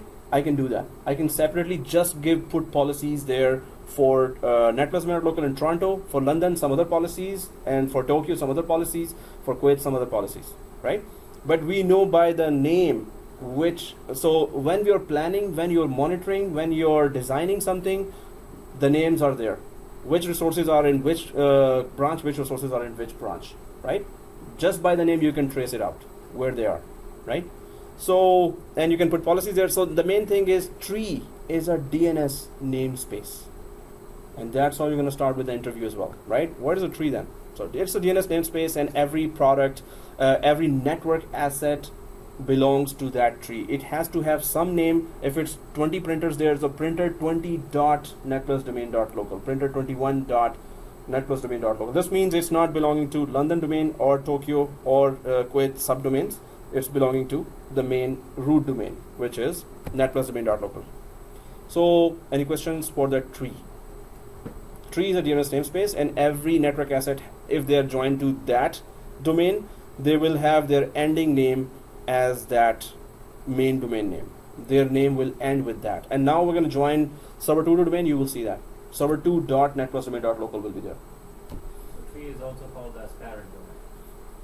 The tree, right? Is called Is also called as parent domain. Right? parent domain. So yes, tree can have parent domain. Tree can have child domains. Tree can have child domain, like downtown dot Tokyo dot network domain dot local. So tree can have all types of domains, and they but tree means same name at the end is being used. No matter if you create a child domain or child domain, end name is exactly the same. It's one tree, coming from the parent to the child to the child, right? So like if there is a one server and I have 1 terabyte of card SSD and I am managing some load on it, right? Mhm. Okay. And if I need some, there is Tokyo, Japan, London. So I just add some more disk and hard disk space and put the load on it. So that makes and we can in that servers in that 1 terabyte we create virtual networks Okay.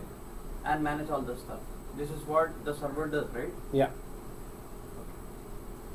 Oh, okay. That was a question? Yeah, I was just trying. Yeah, so you were repeating the whole environment, right? Yes. Okay, cool. So, tree is a DNS namespace, and at the end of every network asset, that same name is being used. This means one tree is being used, right? So, I'll be asking you in next classes what is tree in your own words. If you have made those notes from the video or now, that's a good idea, right? So see the video at home and try to put your definitions on paper, because when you put the definition on the paper, then we can still correct them at that time as well, right? So site, what is a site? Very simple. What is a site? It's a Working area. it's exactly, but It's a physical location. Right? yes, it's a physical location. It's a one physical location. So site it's a physical location. So that's easy to understand. And can you tell me how many sites are there? 4. Everyone is sure about that? Everyone is sure? Yes. Are there 4 sites? Yes. Yeah, that was the confidence. Okay, and everyone was confident. Okay, yeah, that was easy, right? Okay, I'll grab some difficult question. Okay, anyway, so it's a physical campus. Nothing much here. It's just 4 sites, right? But when you come to 412, we're gonna create sites, separate sites there. Every site will have a separate subnet there, right?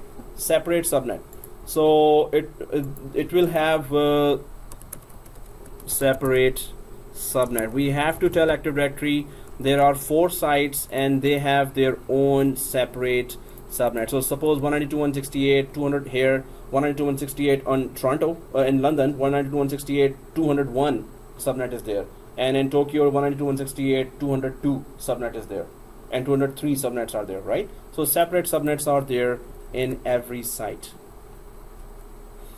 And there are site names. So we have to tell Active Directory sites and services. That's another icon there, Active Directory sites and services, that you have that subnet there. So if there are 4 branches, Active Directory will not automatically discover that. We have to tell them. So what is the domain here? It is an administrative unit. The daily tasks happen on domain. You create a new user, you create a new printer, you add a new printer, you add a new, suppose there are 200 computers you purchased and you want to join them to the domain, you will be doing it on the domain level. Whatever administration you're doing, tree is a logical concept. Forest is a logical concept, right? It's a concept. And a site, it's a physical campus. So they're already there. But what the difference is, the modifications you do is on the domain level. So now we're about to create a new domain. right? On the domain level, we can delete a user, we can create a user, we can add a printer, we can add groups, we can add organizational units, we can do whatever is done on daily basis as an administration, technical administration. Whatever is done, it is done on the domain level, and it is done mostly inside. It is done mostly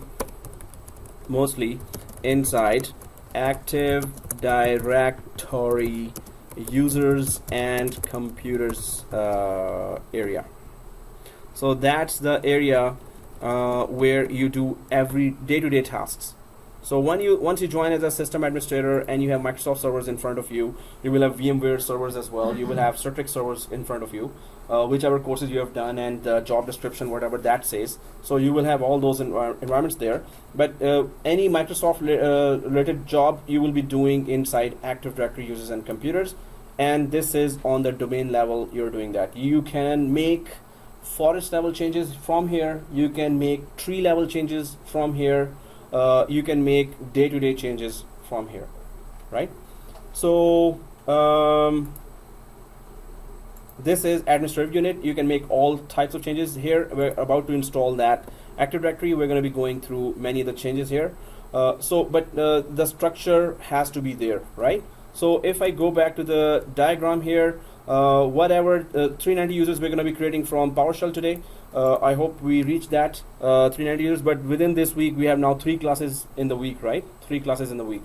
No. So no, but if you say that we don't want 3 classes, she will give you another course. Yeah. So do you want 3rd course or you want 3 classes? So I think better go for 3 classes than another course, because full-time students have to be 5 days here. You cannot have a holiday. You cannot skip any day, right? So this means either 3 classes, better go for 3 classes then. Otherwise, I was telling you myself that it's too much for you. Yeah. But if you go for another course, that will be too confusing for you. That's what I'm thinking. Like, because last time I did this. Now with this, if I have to do another one, it is completely confusing. Yeah. So 2 courses is good, because Still you will it's still be going. No, You will be still going for another course. Are you doing another course? I'm supposed to, but I will see. Like, because Mm-hmm. I'm not in short time. I Yeah. have 13 months. I don't have to rush myself. Yeah, sure. I So don't it's have your to- strategy, yeah. Yeah, because I Yeah. don't have to rush because I have 13 months. Yeah. And all those Mhm. what I want to do, like maybe Understand properly and yeah, repeat the but lab and like, everything. It's not only just finishing the course and Uh-huh. know nothing, understand nothing. Yeah. And that will Yeah. bring like at the end of the day no result, right? Yeah. So Yeah, that's what sure. I'm trying. If you can do one course, yeah, sure. I'll do Go one ahead. course, like it's Mm-hmm. even Cool. full time. Cool. Okay, guys. So here we can have. Let's just go back here. So what is domain controller? I think we discussed that before, but can you fit that piece in this whole map? A domain controller is what? If I go back to the diagram here, what is the very important part domain controller is playing here right now in this diagram? That has Active Directory installed on it. So we have to put Active Directory on any server, right? We have to install that to manage the whole environment from Active Directory. And whichever server we install Active Directory, it will be called as domain controller. So just like Prime Minister Trudeau is inside his building, which is what, Capitol Hill, right? Capitol Hill. So that Capitol Hill could be the domain controller, and Prime Minister is running the whole show from there, right? So a domain controller hosts Active Directory, and Active Directory is running the whole show here, right? And the administrator, the domain administrator, the account that is about to be created, that is the top account here. Top account, the administrators. You log in from administrator, you have all the rights to do anything across the domain. And if you log in from a simple user, that simple user has no privileges by default. Domain administrator has all the privileges to do anything, right? So we're going to go for and implement according to the best practices of Microsoft here. But domain controller is where the Active Directory is installed, right? So that computer cannot be in the wrong hands, or hackers always go for that computer first because they want all the rights. Then they can, crack the passwords of CEO, and so you have to really safeguard that account, and you have to change the password of that account, and etc. etc. So domain controller, it hosts the Active Directory role. Okay, So then OU, oh, okay, it's organizational unit, right? So organizational unit, it contains users, computers, and child OUs. So you can create a yellow folder inside Active Directory which is called organizational unit, and the main purpose of organizational unit is to host users and computers. Suppose you create a yellow folder called accounts, you create a yellow folder called marketing and sales. According to the departments, you create a yellow folder there. That is called a container in an Active Directory. So you create a container called according to the name of the departments, according to the name of the branches. It's up to you. And then whatever the employees, users, and computers are there. So an employee user is logging in from his computer. So John Smith is an employee of accounts department. So J Smith will be the user that you will place. You will create that user in Active Directory, and then you will place that user in this container called accounts container, right? So just for organization of your whole environment, you will be creating accounts department and all the users, and John Smith is using a computer called client 22, client 022, or J Smith computer. Maybe you put it according to the name of the permanent employees. So that computer name and that username will be placed in this container, yellow folder or yellow container, right? So we're going to be creating those environments there, and we're going to be trying to do it. So they're not only used for organizing the whole company. Group policies, which really gives you the power to maintain the whole environment. So group policies can be linked / attached, same thing, to these containers, and there are 1600 plus group policies, right? So 1600 plus group policies are there, and group policy means block USB drive for 10,000 users. You can block those and block any portion of the Windows, any portion. It will be grayed out for those users. Block run, because from run you can just run all the commands, scripts, and that can hack your computer. So block run to 10,000 users. So any group policies can be linked and attached to that organization unit container. So it is a container. Well, I can still make changes here. That contains users. So you're supposed to call it a container, right? Or an organizational unit or a container, right? So that's how it works. It contains all the so you can create any containers: accounts container, sales container, marketing container, and add users and computers of those departments here inside that container. So it will be organized, but also you can then put all the group policies, attach those group policies. Only accounts department block USB, or only sales department block run, or block anything, block wallpaper, right? You cannot change the wallpaper now. So anything. There are 1600 plus policies. You can really control your environment really properly. So okay, groups. What are groups? So organizational unit are yellow containers here that organizes our company sections and departments and those branches. But groups, it contains users and computers, but mainly for users, and Departments. Departments. it could be mainly the users and computers are added there as a separate object, right? So department is not an object in Like Active in, Directory. Accounts department, like in, Yeah, if they are inside, suppose there's a group 4 accounts users, there's a group 4, and computers of the accounts users can also be added here. But that's the same thing we said for organizational unit as well. Okay. The only difference here is, and they are totally different things, they have nothing in common. Groups are used for two major things. One is that if you need to give access to network assets remotely, that's the first purpose.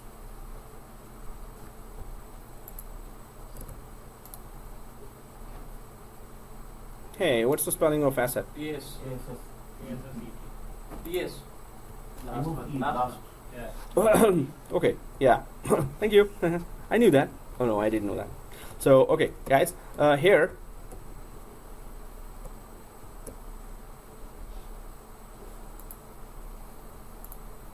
Okay, that if you need to give access to network assets remotely, that's one of the main purposes actually. Second is It's group, right? it's groups, yeah. Secondly, because we're going to be doing the labs later, I'm just briefly explaining all the major components of an Active Directory. So, secondly, it gives higher privileges to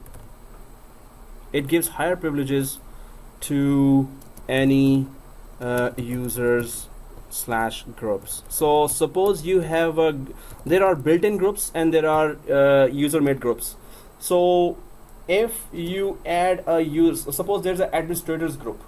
There's a group called security group called administrators, and that's the most powerful security group that has been created by Microsoft.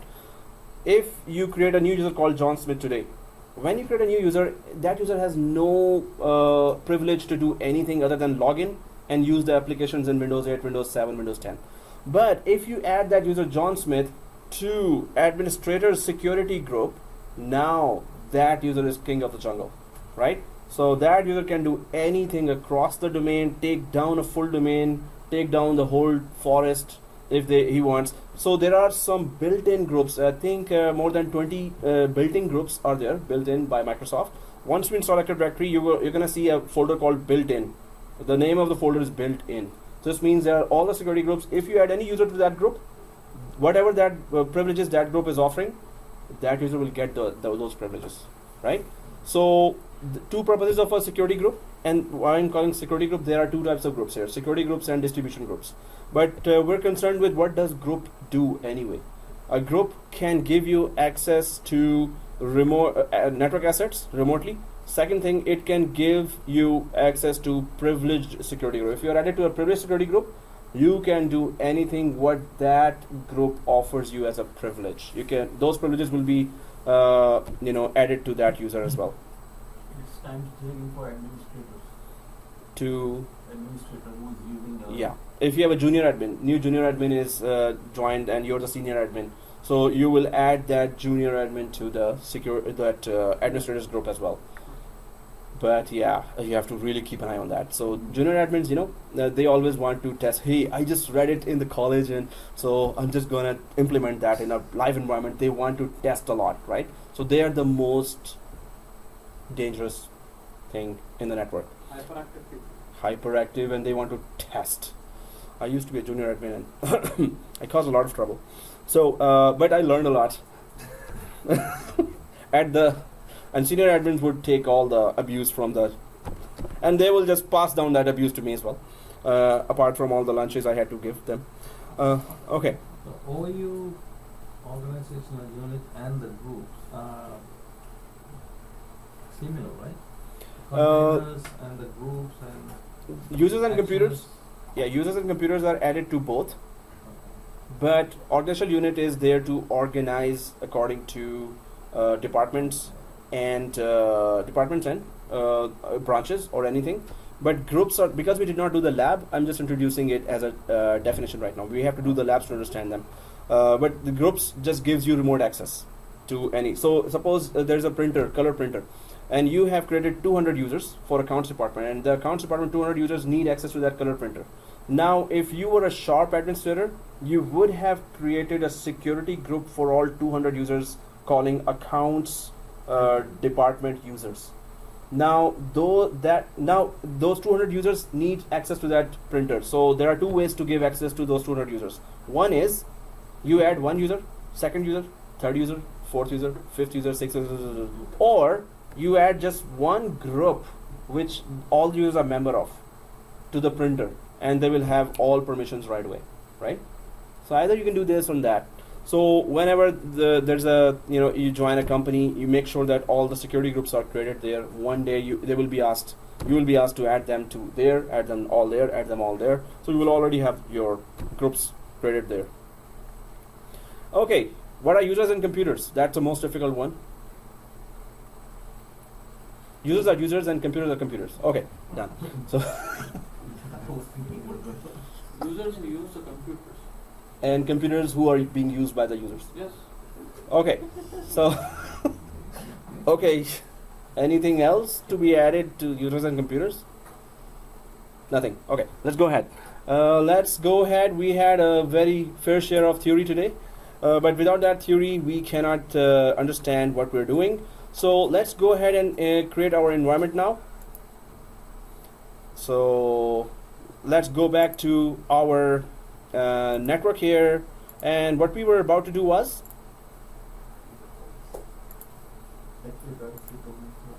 so yes, exactly. We were trying to install the first Active Directory, and we were about to create a new forest, as you said, right? So let's click Add a New Forest. Hmm? No. We were on this page, right? Are you on this page? Yeah. Okay. Are you on this page? So click that Add a New Forest, and this is the first one. So it will create first forest, first tree, first site, first domain, first. Oh, everything at first if you create the forest. Okay. Everything gets created at the same time, Oh, okay. right? So add a new forest, and this is net plus domain dot local. It is not case sensitive. I'm just showing the spellings here. Net plus domain dot local. It could be anything dot anything.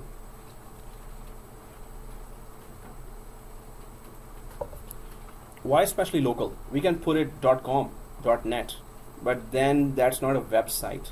That's why we're putting .local, so we could know that.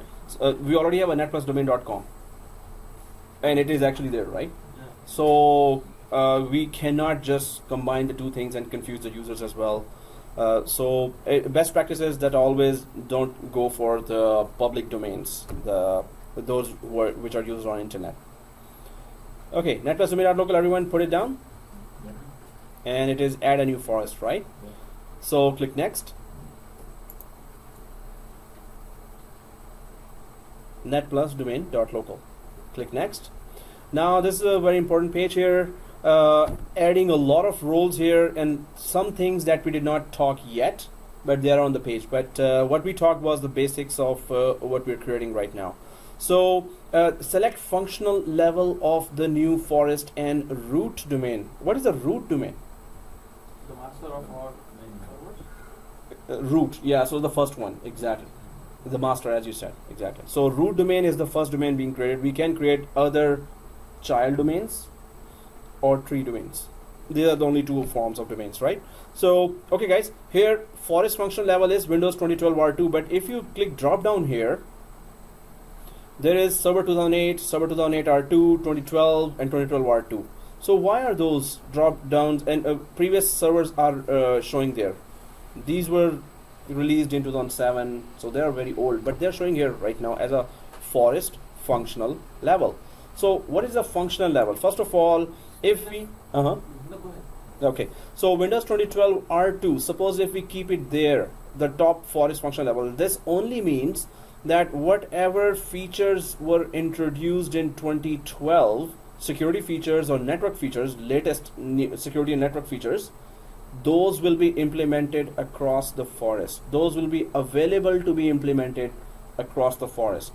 If we drop down and go to this 2008, this means we are going back and we are preferring the older features to be implemented across the forest. Whatever forest level features were there at 2008, not 2012.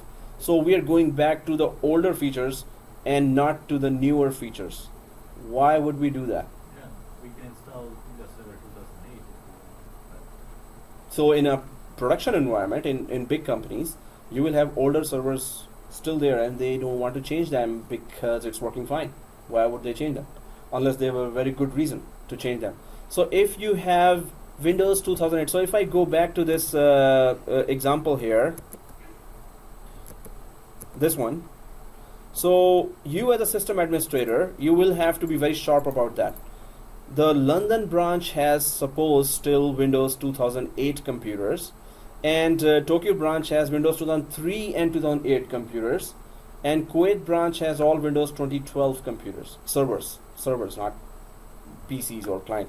So you have to be very sharp here. Suppose you are installing, you're upgrading. You have a window. You used to have Windows 2008 Forest function level, and you're told that, hey, go for Windows 2012 because that's the newer operating system with latest features or newer features, not latest. So what will you do here? One branch in the Forest has 2008 servers. So let me just put those servers there. Suppose they have all servers as Windows 2008, right? And these guys are even worst. They have Windows 2008 and Windows 2003, even way back. They don't want to change it because it's working fine. And that's one thing that, you know, you cannot convince them out of that. Hey, it's working fine. Why should we upgrade?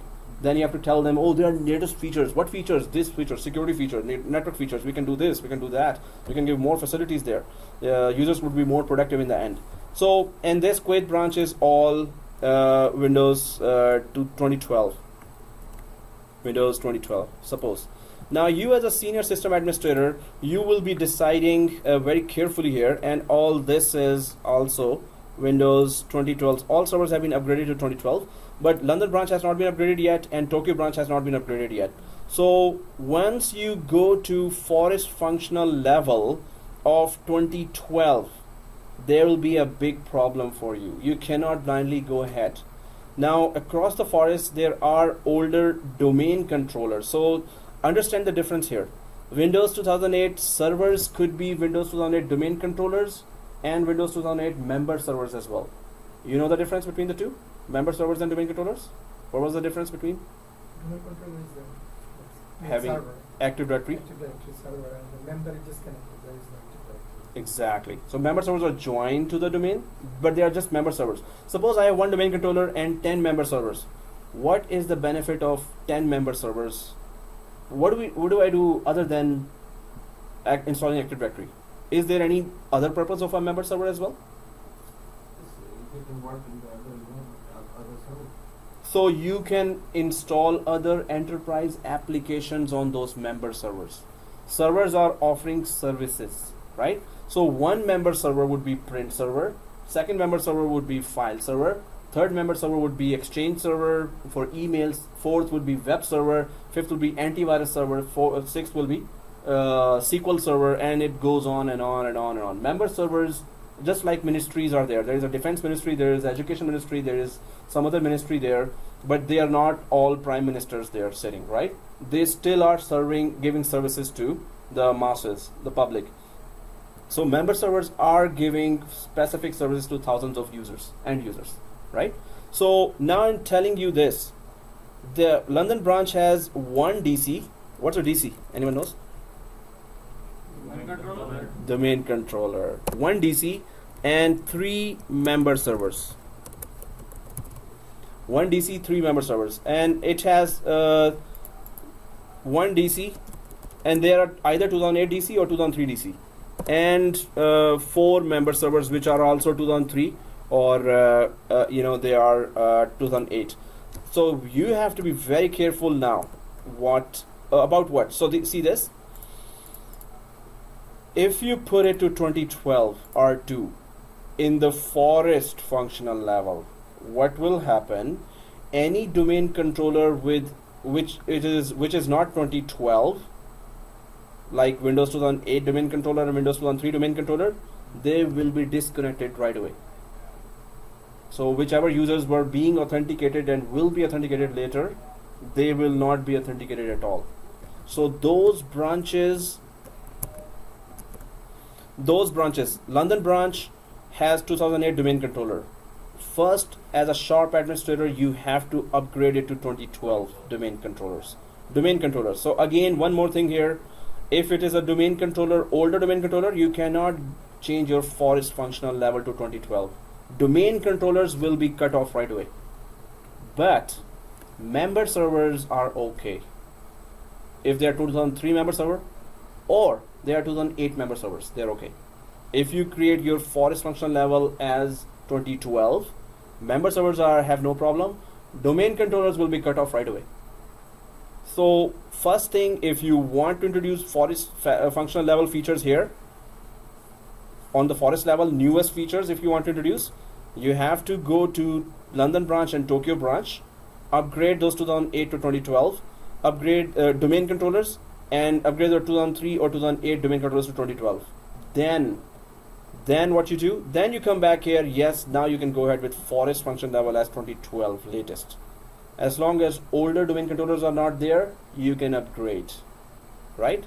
So that's the one thing you have to really understand if you're upgrading that domain controllers should not be older servers. They should be exactly this server. Maybe you have this server there. There were two types, right? Windows 2012 Server 2012 and Windows Server 2012 R2. R2 is called Release 2. Release 2 has more features, and all the exams are now testing you with the R2 features. Release 2 has some major features changed. So 2016 has now arrived. Windows Server 2016. Most of the companies will be waiting for Windows Server 2016 R2. It has just been released, right? Yeah. So R2 is the main server that will have major changes, and that might come in 6 months or 1 year. So the main thing here is that we understand now, right? Older domain controllers is the main problem if you want to go this way. Otherwise, if you cannot upgrade, you don't have time, and you are told to upgrade the forest function level, yes, go back to 2008. Do this, right? It's not a big deal as well. So how you plan? Okay, right now bosses are saying get that for 2012 should be running the show. Root domain should be 2012, right? But then you say, hey boss, we don't have Tokyo and other London servers as domain controllers. They have not been upgraded. So the boss will say, okay, so upgrade it to forest function level 2008, and then we're planning for you to go to Tokyo and London on these dates on next months during the summer, and you upgrade them, then come back, and then just come here and upgrade it to 2012 once they are upgraded as well. We cannot do it remotely? We can do it remotely as well, but he wanted to go for a visit, right? So it's kind of an enjoyment as well. Just kidding. So yeah, we can do it remotely as well. So yes, the boss, if he's really brutal, so this means you're going to be brutal boss, right?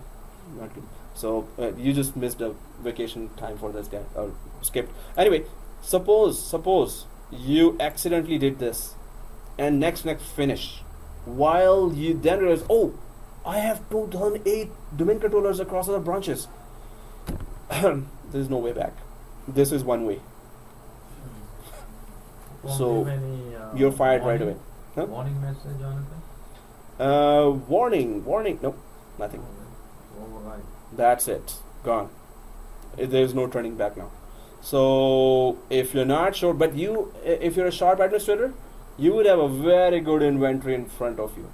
Very good inventory before you do. So planning always is 60%, right? Planning is the biggest thing, right?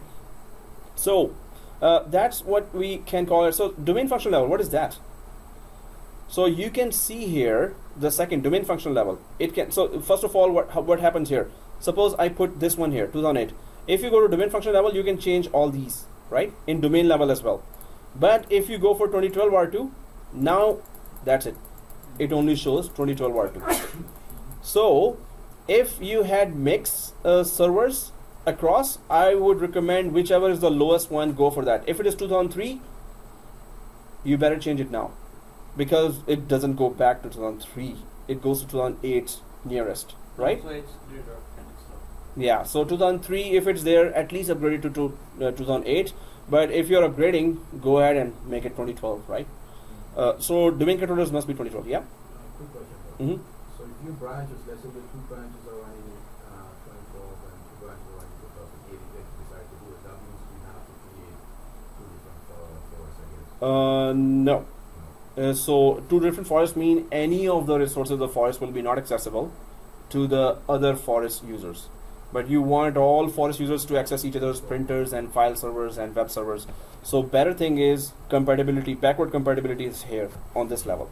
You can use this one. Don't create separate forests. So separate forest is a very bad idea. It's like you're just cutting off the whole network assets for any other user, right? Okay guys, here, so suppose I go for 2008. Now then I can choose all those 4 here.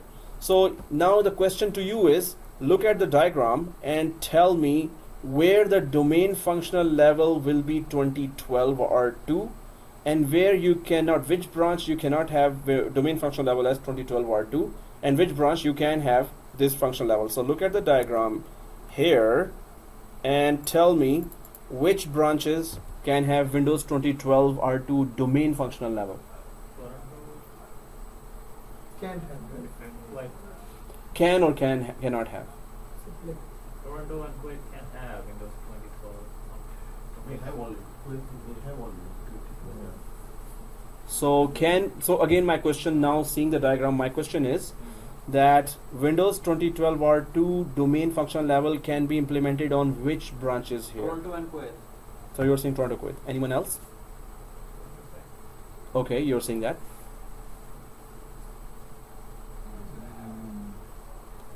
I mean, I'm not telling you what is the answer. Yeah, you're saying?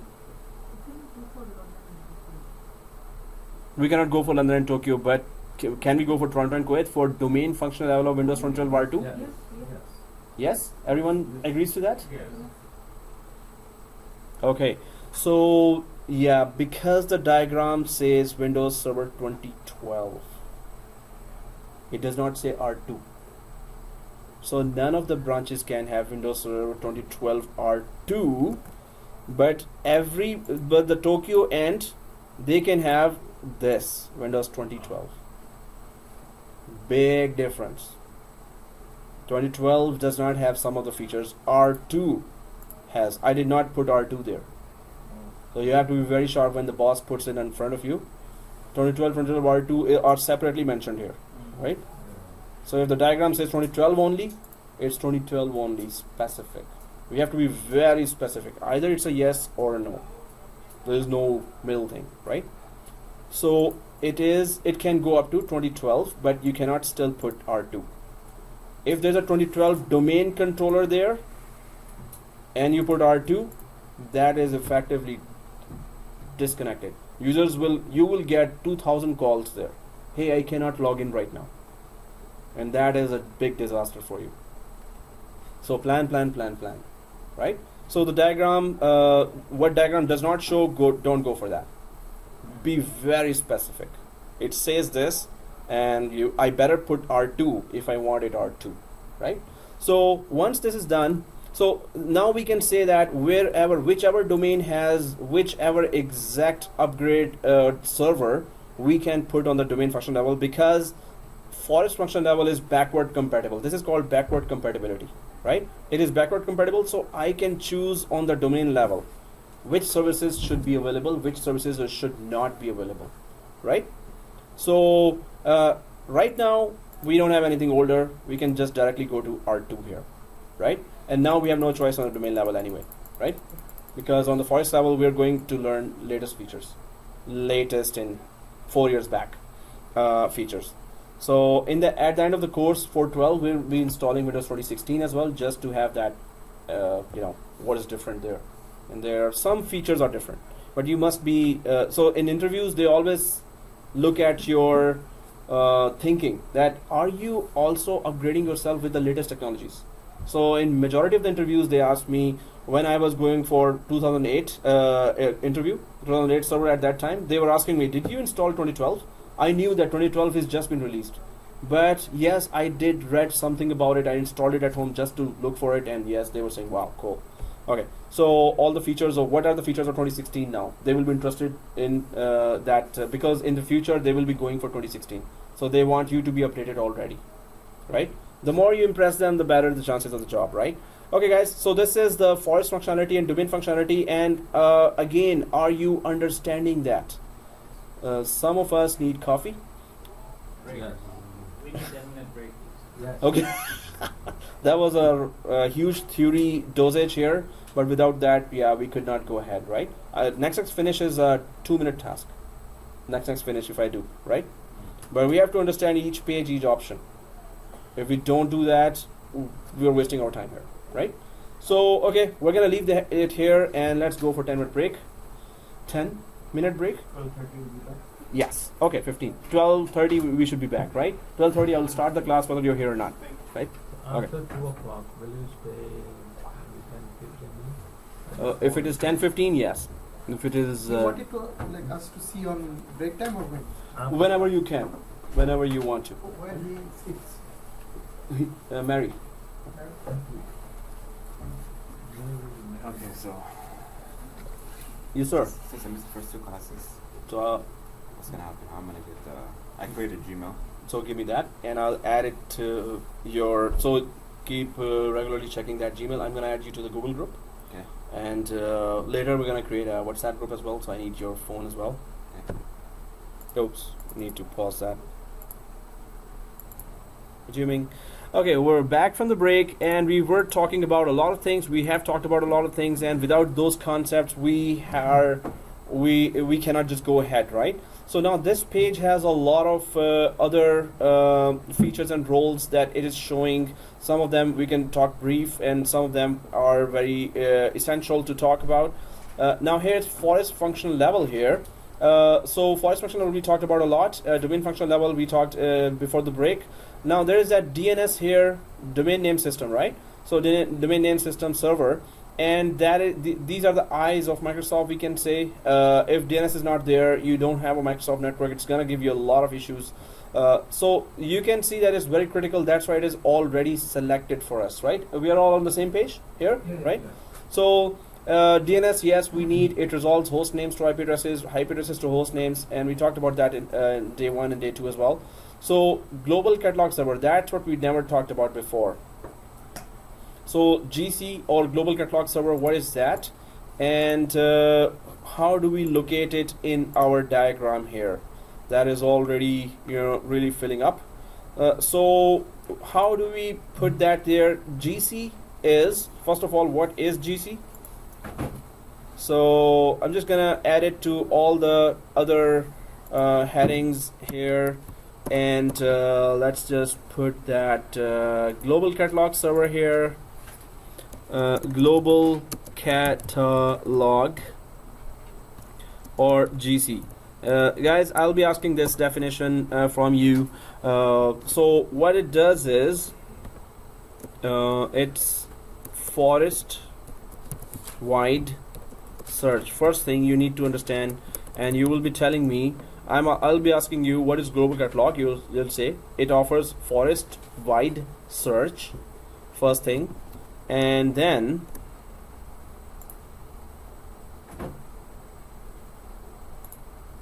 second thing is the definition. It contains all partial information of all the objects in the forest. Well, that was the definition, but and the second point is user logon. So forest-wide search and user logon are the 2 points here global catalog server offers. And then the definition is this: it contains partial information of all the objects in the forest. So what does that mean? And once we install a domain controller, the first domain controller must have this global catalog service running already, and it is grayed out and selected. This means it is already there, right? So if you're sitting in Tokyo as an end user and you want to search a printer in Toronto, so across the forest it's going to search for all the printers. So across the forest it's going to search all the printers, and across the forest it can give you access. The main thing is forest-wide search. So as soon as you're a user in Tokyo and searching for a printer in Toronto, you will be able to double click and access that. Now if you have authorization for that printer, you can print it, but as long as you want to search a printer, it's going to be there. Suppose you go for printer and just put on search, so it's going to search all the printers across all the branches in the forest, and it can give you a full list of all the printers if those printers are searchable. There's another function. If you had a printer, if you put that one option there, list in directory, that option is called list in directory. If you put that option there and apply, it will be searchable across the forest. that printer or that user. So anything you want to search across the forest, global catalog helps you do that. So if I go to the diagram here, and so it is here, GC, global catalog server will be installed. There has to be across the forest one GC.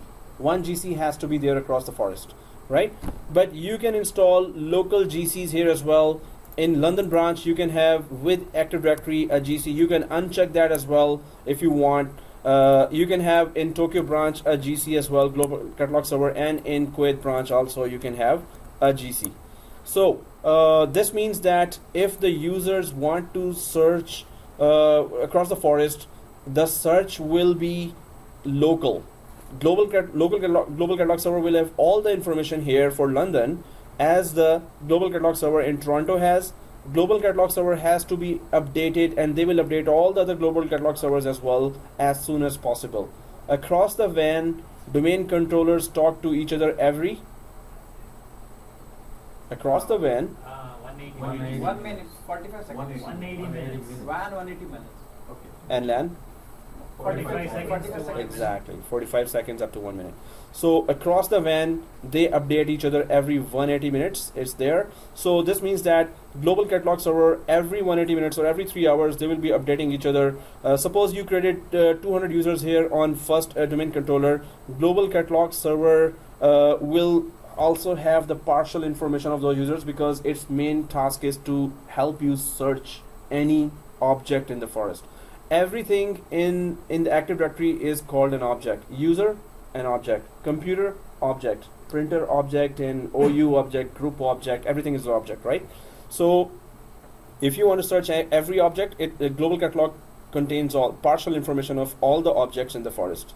Again, global catalog server contains partial information of all the objects in the forest. Partial, what is it? Partial means it has good enough information. Not, why not full? No, so partial information means it has good enough information so this object could be searched. Where is that object? So John Smith. It has partial information, some information that John Smith dot netplusdomain dot local or John Smith dot Tokyo dot netplusdomain dot local. Where is John Smith? But John Smith has what password? John Smith is part of which department? John Smith is what is the extension for John Smith? That it does not concern. So okay, here if the global catalog server. So question to you now. I say that London branch, I'm uninstalling the role of global catalog server. I will not install there. Now how will it affect the users of London branch? What will be the problem here They now? cannot locate They can't search. the other. Toronto, Tokyo, Kuwait branch cannot able to Yeah. access the London users. Like No. I mean, not access, like they can't They get cannot the part of the information of those users, or They cannot search, they cannot or they search. can search. They cannot. They cannot. They cannot. If I remove the local GC here, so again, now I'm gonna rephrase the question. If I remove the AD here, domain controller here, I'm not putting any domain controller here. Only users are here. Can they log in or they cannot Yes, log in? they can log in. They can. How? Using Toronto. Because Their authentication will travel over the Yes. WAN to the regional domain controller. yeah, So the same is the case with GC. You remove the GC, they can still search, but their search will now travel over the WAN to the regional GC. So they can search. Okay, we'll they- travel. Search in local area. No, it's a forest-wide search, right? Mm.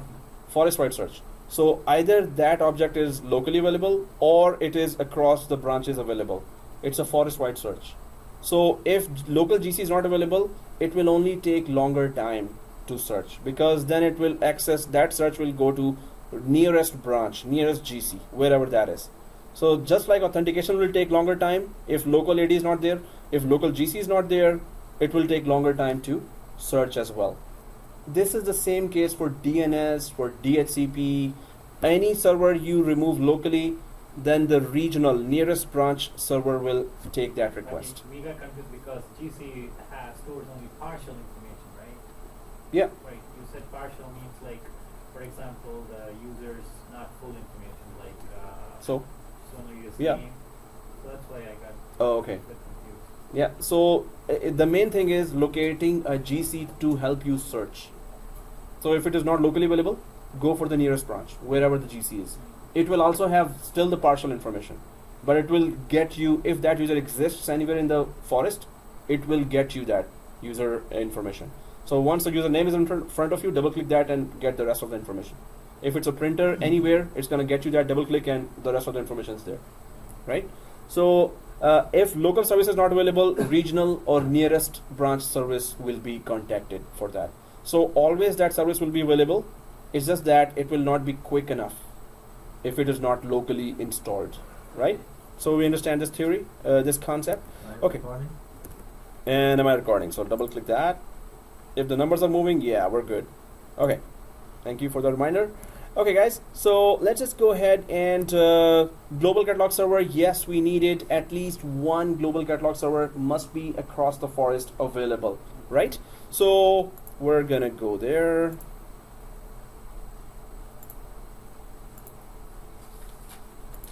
Okay.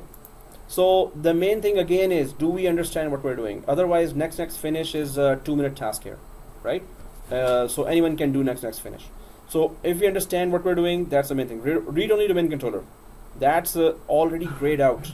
The first domain controller cannot be a read-only domain controller. Read-only means what actually? You cannot. You cannot save. Cannot modify. Yes. Modify and save. So exactly, both things. So we cannot make any changes or save anything here. It's read-only, and it is put where? In those branches where there's less security, where you have that remote branches. Sometimes the companies put there, and then those branches, they don't have a big budget there for very good security. Sometimes the servers are in the closet. You put them in the closet even, and so anyone can just take off with the server. But RODC does not locally save passwords of any user. So that's the only thing they want, the passwords of other hackers, right? Hackers only want that the passwords of other users. So the first domain controller, of course, has to be read and write domain controller. You have to write or modify something there. The second and third could be read RODC. So that's a 411 topic, and we're going to be installing that RODC in 7411 course. But anyway, DNS is there. Yes, we need that. It's the foundation of our Active Directory totally depends on DNS, and the global catalog for search and user logon. Both of these are important, so that's why it's grayed out. You cannot uncheck that, right? Then there is this type, the directory services restore mode password. So restore mode. What is a restore mode? When do you restore, or what's a restore? When you need something, When something is not working or you lost it, yes, you restore it from backup. a backup. Exactly. Recovery is the same thing. Recovery is the same thing. So restore mode, there is a mode. If you lost your Active Directory or any part of the Active Directory, any object of the Active Directory, accidentally deleted some users or computers or printer, so you can go to this area and then you can recover it if you were taking backup daily. So backups are taken daily, right? So incremental backups 5 days and full backup on the weekends. That's how we schedule it, right? So if we were taking backup from yesterday's backup, we can restore whatever we lost today accidentally, right? So restore mode has to be password protected. So wherever it asks for password, we're putting ABC, shift ABC 1 to 3. exactly, and shift 1 to 3, right? So small ABC, capital ABC, keep pressing shift 1 to 3, and small ABC, capital ABC, shift, keep pressing shift 1 to 3. So, no, it's exactly like that. We just discussed it, and I hope everyone understood why we chose those options and why we would have chosen any other option, right? So the best thing to do, run the video again and take out your notes from it. Squeeze out all the information that we have talked about it. Write down in your notes. Make your notes the best available. Those notes were helpful for previous students when they were going for interviews, right? So again and again, I'm asking you, please create those notes, and notes should be good quality. I'm going to be quizzing you for all these concepts, and let's see who confidently answers me. You're getting ready for the interview now, right? So, okay guys, here directory services restore mode. If we lost anything, we go to that area and recover from the backup anything we lost, right? So we're putting a password here and next.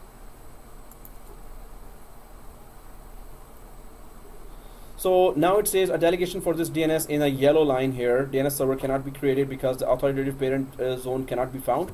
Right now it is looking for a local DNS server, which we are in the process of installing. So that's why it cannot find it, because we don't have it yet. So after restart, it can have that. So we're gonna safely ignore this error because we don't have a DNS, so stop looking for anything inside DNS. So next here on this screen. Then as I in the start of the Active Directory introduction, I was saying that Active Directory cannot be single name. It has to be something dot something, right? But it says here the NetBIOS domain name here, verify that NetBIOS domain name assigned to the domain and change it if necessary.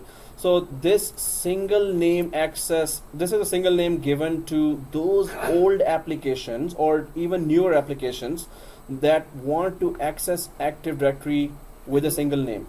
Suppose there's a old application that is still working fine and the company has spent millions of dollars on that application for licenses and everything and are maintaining that application. But that application, when it was created, it said that whenever I want to know the number of users, how many users are there, and I want to access applications, import a lot of information from Active Directory, latest information, right? How many computers are there now? How many users are there now? How many groups are there now? So when applications contact Active Directory, some of the older applications, legacy applications, will access them that directory by single name. So if they want to do that, Microsoft says that this page shows you want to change the name, it's up to you, but this is a single name access to Active Directory is also possible. But normally Microsoft says no, if you want to access my Active Directory, you have to follow our format, which is net+domain.local or something, right? So, but it is still opening the doors for those older applications that still want to, that are programmed to access any directory services with a single name. So we can change that or we can leave it like that. It's okay, it doesn't matter. So next, nothing to do here, nothing to change anything here. Next.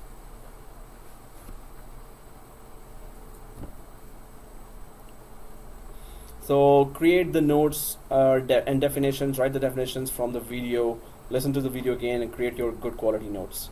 Okay, now here on this page, there are database folder and log file folders. So database of Active Directory, there is always a database because Active Directory will be having all the information of how many users you have, how many computers, how many servers you have, how many printers you have, OUs, groups, and everything. So there's a database and there's a path here, /Windows NTDS. So NTDS folder contains everything related to Active Directory in a domain controller. If it's a member server where you did not install Active Directory, you will not find is in this path an NTDS folder. So once we install Active Directory, we're gonna go for a proof. Is it installed? Where is it installed right now, right? So this is the path where database of the Active Directory, which has all the information of Active Directory available. What is a log file? Log files folder. What are log files? Shows login time or errors and yeah. So system events are shown there. It's the event viewer that we go, and log files are the text files that are recording the time and the event. So the server accidentally restarted. What time it restarted, it's there, and maybe some reason that we have to still know from the Microsoft website that why that server restarted and what is the reason. So time, the event, and the reason, right? All three are recorded in log files. What happened? Why did it restart? When did it started? If you installed some software, when the software installation started and when it ended. So all the major events with time, with reason, and where it happened, right? And which user logged in and did this. So all the details with the timestamp are stored in the log files. So if you want to investigate, okay, last week what happened, so you can go for the last week log files. It creates those log files daily, right? So sysvol folder, what is that? System volume? Yeah, that's always the first answer, sysvol. So guys, the definition is, this is also very important. And I'll ask you that, and it will be coming in the interview as well. Sysvol. I'll send you this Word file as well.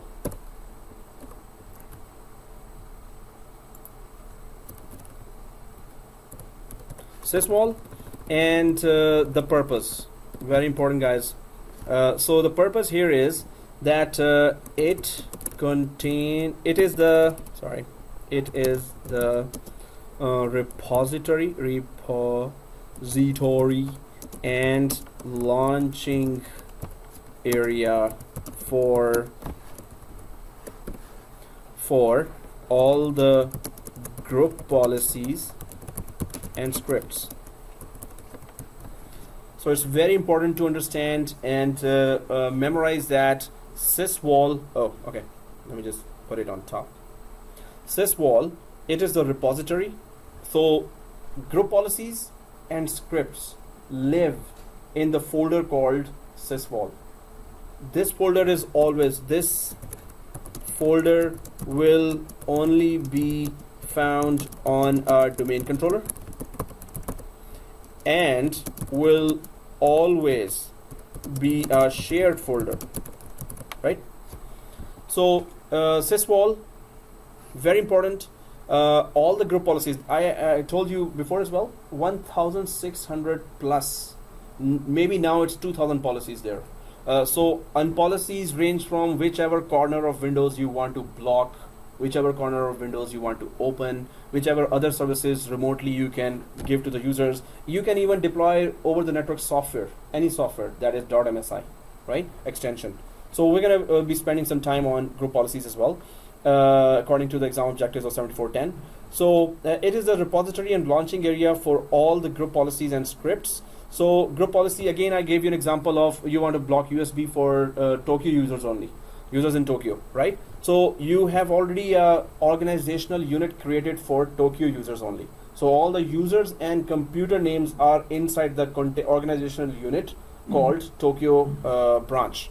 So you can create a new policy called block USB, configure the new policy, and then attach that policy to the Tokyo container only.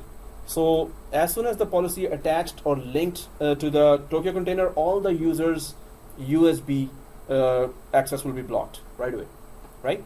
So it is, so all the group policies, we're going to do the lab, but this is a brief introduction and we need to know what is that. So if sysvol folder is not there, you cannot implement group policies. This means you cannot really maintain your environment.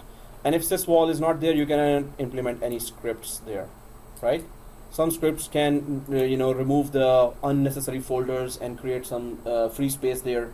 So those scripts or many other types of scripts that install software that create some more restrictions.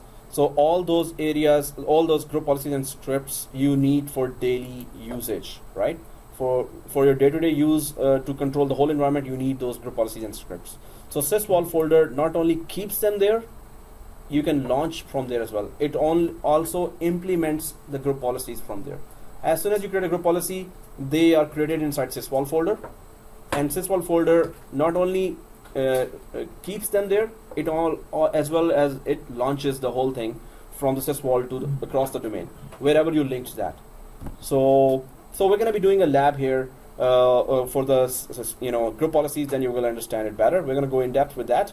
But sysvol folder is very important here, right? So this is the purpose of sysvol folder, and that's why we're just going to go back to here, and you can see that not only that database folder, which is a very important path here, log files, which is an important path, sysvol folder is given a third path here because it is that important, right? So during the installation of Active Directory, it asks, hey, where you want to place your sysvol folder, because that's how you're going to maintain and control your environment. If you cannot control your environment, you're not a system administrator, right?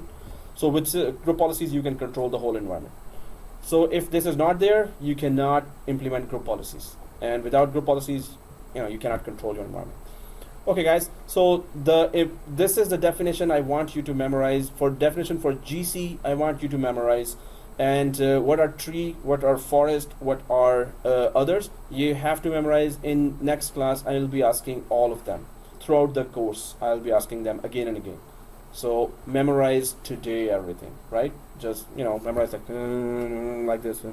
You have to move like this. Oh, just kidding. Okay. So let's click next. So click next here. The final page here is summary, right? Review your selections. So these are all the answers that you have reviewed. These are the answers you have given. But you see a button here, view script. Do we all see the button here, view script? So click that button. Once you click that view script button on the right side, you can see that it has, the whole process has created a PowerShell script, and it has recorded all our answers that we have given. And in future, if you want to install Active Directory without clicking next, it has created a script for you. This script, if you launch, the answers are already there. This is kind of an answer file. So if you want to install Active Directory unattended means you just launch the script and you go away, and in the background it will install the Active Directory with these answers without you attending it, without you waiting for the next window to come and then select, and next window to come and then select options. All the options are already recorded Where here. to copy this one? Where to copy this Oh, yeah, this is a notepad file, text file. one? No. Where can we access this? Where So let's without click. doing next. You Yeah. have to specify this area somewhere. Yeah, so you will create a PS1 PowerShell file Okay. out of that. So if I click file here, suppose like this, and click save as here, save as. So if I click save as, it is showing that it will be a temp file here, right? And the file name is here. So what I would want to do, ad.ps1, I would just put this name as the file, and I'll put all files here. Just I'm telling you a way that if you want to create a PowerShell script out of that, this is the way to create a PowerShell script out of that. And then you can launch the How script. did you come Mhm. to the file name again? Yeah, so I'll cancel out from here. Everyone on this page, Yeah. file, So do you see save as? Yeah. And it, well, you have to select this downloads folder as well. Okay, since we are creating, oh, it is already documents, but anyway, click the on the left side downloads folder, this one, downloads folder, everyone selected that? And then change the name here, go down to the name, file name, ad.ps1. PS1 is what? Anyone knows? It's a PowerShell extension. Any file ending with .ps1 is a PowerShell extension. You can launch that file within the PowerShell window. And we're going to be doing that. We're going to be creating 390 users with PowerShell anyway. So you're going to have introduction to PowerShell. PowerShell is like a DOS. Kind of a DOS. It's much more advanced type of that. Yeah. It is a scripting language, and administrators really need that.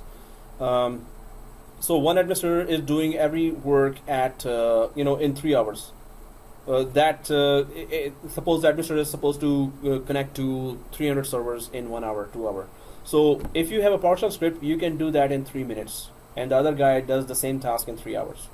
So who would you think the boss will retain or renew the contract of, and whose contract will not be renewed? So the one who's doing the same task in 3 hours, his contract might not renew at any given, unless he has some other skills that the PowerShell scripter does not have. So if you're changing every task to 3 minutes and 2 minutes and 4 minutes, so I've seen many guys getting kicked out because of just that. They don't know PowerShell, right? And they're doing those tasks, but they have other skills. So some guys were still there without knowing PowerShell because they had some other skills, luckily. Otherwise, as soon as the PowerShell scripter knows those skills as well, you're gone. So anyway, ad.ps1. So this is a very important thing. PowerShell. I'll send you some resources for, if you just Google PowerShell for beginners. That's really important if you start today. PowerShell for beginners. What is PowerShell? How do we start? What is the syntax of that? And what are the basic commands of that? If you start learning, self-learning that now, that's very good. Okay, guys. But if you want to really create a PowerShell script, you have to change this extension. It should not be .txt. It should be all files. All files. So now it's gonna create a file with those answers already there, and when you click save here in your downloads folder in this virtual machine, you will have a ad.ps1 file. So if you have changed that to all files, everyone, then click save, right? So click save here. Okay. What is ANSI? You don't need to change anything? No, NC code, it's just its way of putting the words and fonts and format of writing. So AD notepad here, we have done that, right? All files have been selected, and did you click save? Okay, so close that notepad now and click next.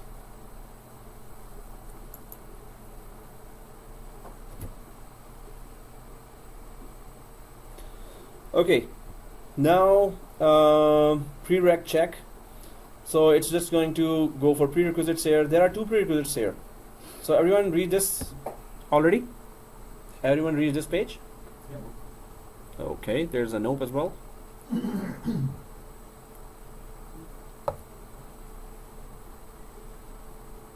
Everyone has read this page? Yep. Okay. There's no nope here. Okay. So here there are 2 warnings. One is Windows 2012 R2 domain controllers have a default for the security setting, named. So the main thing here is if you have a very old server called Windows NT 4. Windows NT was very old, right? So nearly 17 years ago or 18 years ago, right? So if you have that, it's just saying that if you still have that, it's not going to communicate with the latest domain controller that you're about to install now. It's not going to communicate securely with that domain controller. If you still have Windows NT 4, you should just leave this field, right? Oh, okay. Or just throw that server out, right? That's too old. So the first warning is that since we don't have that, we're gonna just ignore that. Second thing is again that same warning that we get that hey, it's looking for a local DNS server. We are in the process of installing that DNS server, so we're not gonna find that. So both warnings can be ignored safely. Okay, let's click install. And there we go. So it's installing now. Which option? Click install. Can you pull back? Oh, I cannot now. I clicked install. So next, no, you should just have the install screen in front of you. Okay, you did select anything. No. Yeah. Sometimes it's very hard to read and understand the error messages. Yeah. No, normally every time. Yeah. Majority of the time, the error wordings are mythical. So you have to go to the Microsoft site and actually check that error. So error numbers are always given there in Event Viewer. Go for error numbers and put it in the website or put it in Google, basically. So anyone got that error would have given the solution as well. Yeah. So now it's gonna automatically restart. So just if it comes to that, don't click anything. Just let it do that itself. Yeah, you were saying? If you find that you click install and then you realize you made a mistake. Ouch. Oh. That's too late now. So you have to reinstall the Windows server. Then you have to wait for this restart. And then if it's a very critical mistake, yeah, you have to uninstall the Active Directory and reinstall again. But you don't need to install the server again. No. The server is okay, just Active Directory role has to be uninstalled properly and then reinstalled. We're going to uninstall the Active Directory as well in next classes because we need to know how to uninstall and there are some precautions for that too. So, okay guys, is it, yeah, it's still restarting, right?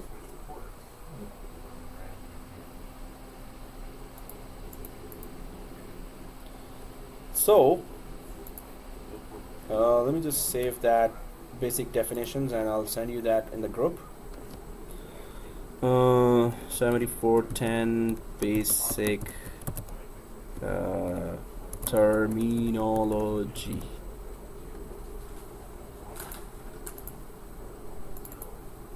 We didn't have any definition for users on computers. Users and computers definition, I'll try to look up the dictionary and so yes, users, there's a definition. I never tried to go there. It's just that when you log in from users, it's the username and password you give. So that user is the user. Okay. Yeah, you're right. Actually, there still should be a definition. So users and computers. Users is an object in Active Directory from which we log in and use the whole environment. Where we create and login or just login? So users are created in Active Directory, but once it is created, what's the use of a user? So it is created in Active Directory. Okay. So users is an object in Active Directory. Is an object created in Active Directory and from which we log in and use the whole environment. That's users. And computers. There's always a definition for that. So computers are objects joined to Active Directory domain, Active Directory domains, and users use the computers to log in to the domain and use the resources of the domain.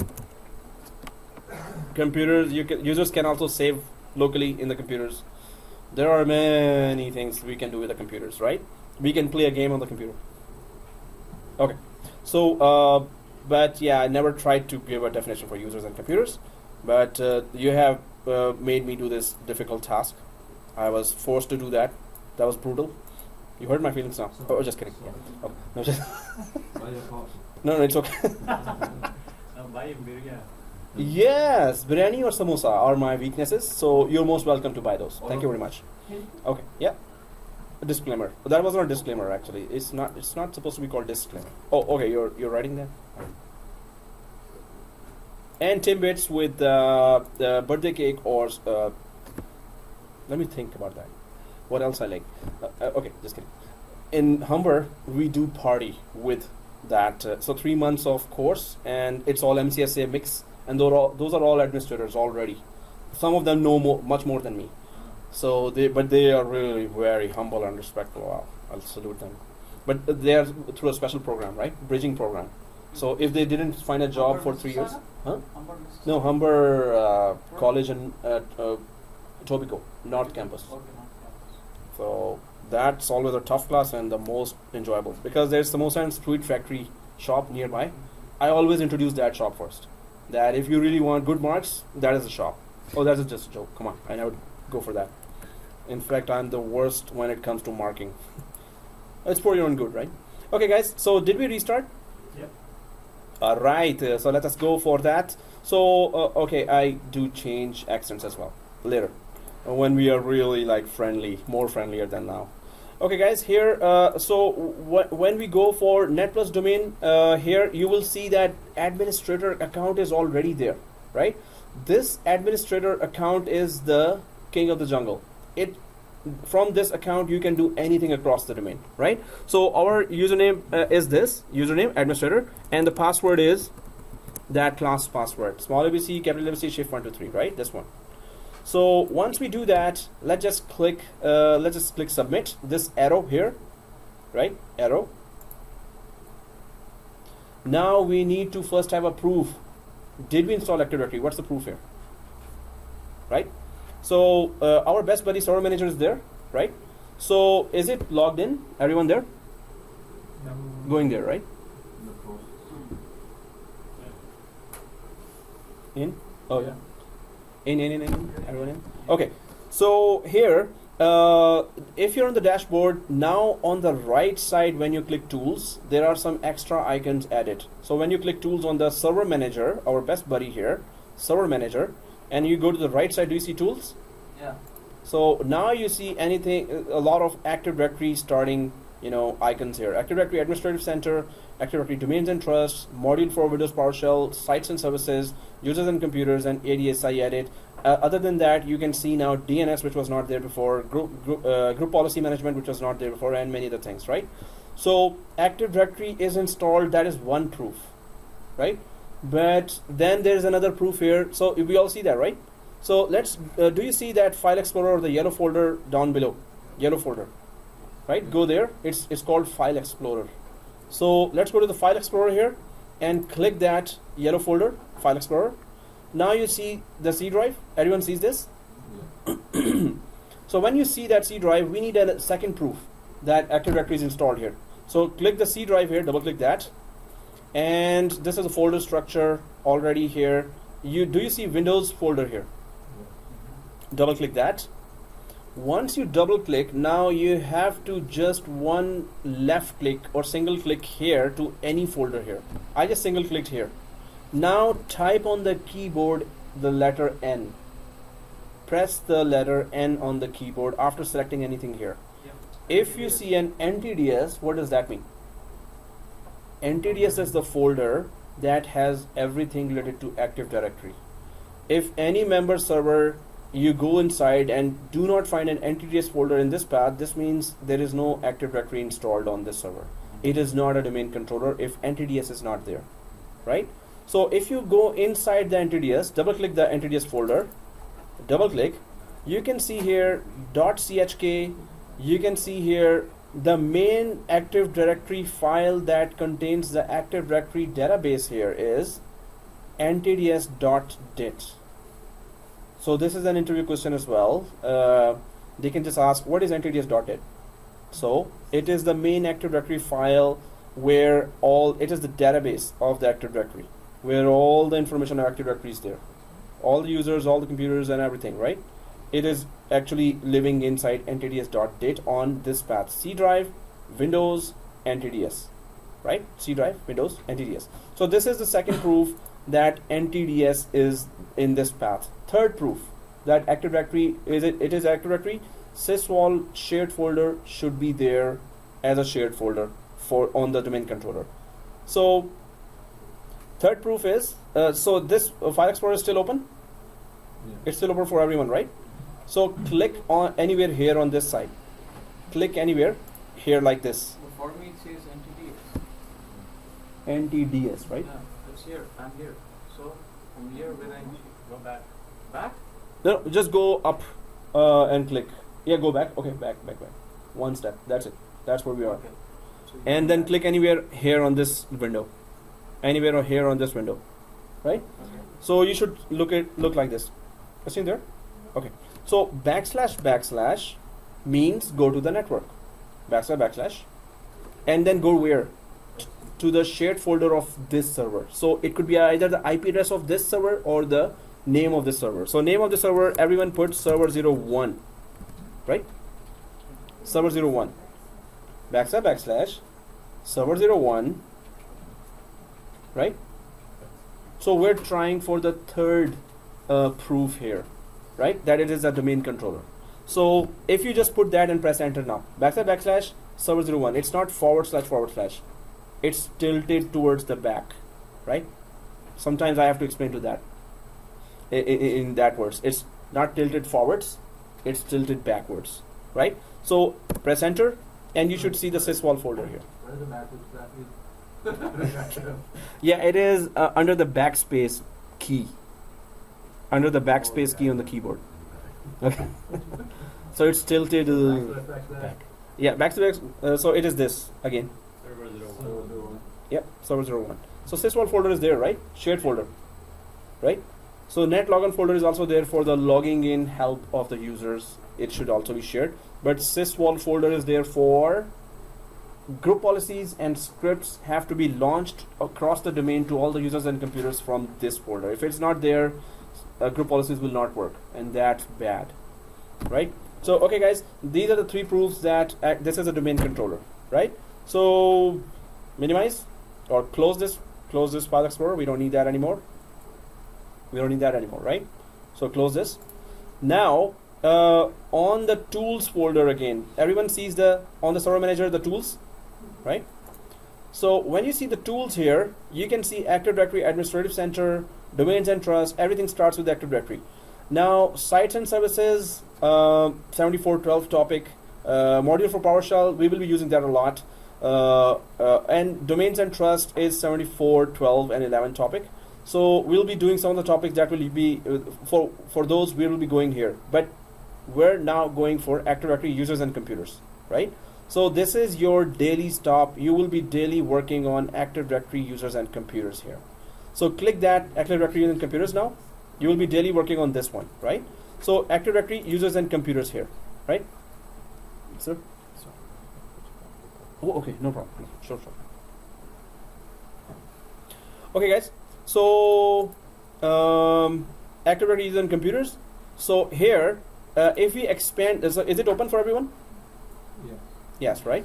So if you see that Active Directory and computers, I had mentioned the word built-in here. So these are all the yellow folders or containers. We call them containers, right? containers here. So the built-in container is here, computers container is here, domain controllers container is here, and let's just click that domain controllers container first. And the server 1 is showing there. You know why it is showing there? Because we just installed. Because and it is now a domain controller, right? If suppose we did not install Active Directory on that one, it would show inside the computers folder. If Active Directory is installed, it will be in the domain controllers container, right? Now, foreign security principles is an advanced concept for all the the other users that are connecting from other Active Directories. It is a 412 concept. We're going to be talking about that. Managed service accounts are used for applications. They are user accounts that are used by applications. Again, we're going to be going in user accounts details. Then we're going to be talking about service accounts as well. Then users. So we were talking about what is users, what is computers, right? So computers container is here, and users container is here, right? So if you see on the right side, the two faces here means it's a group. One face means it's a user, right? User and groups. So one face user and two faces group. Now you can see here that there are so many groups called, if I extend that, security group, security group, security group. And this is the whole line of security groups, right? These are the groups that Microsoft has already created, built-in groups. So everyone has selected users. Yeah. Again, do you see built-in here?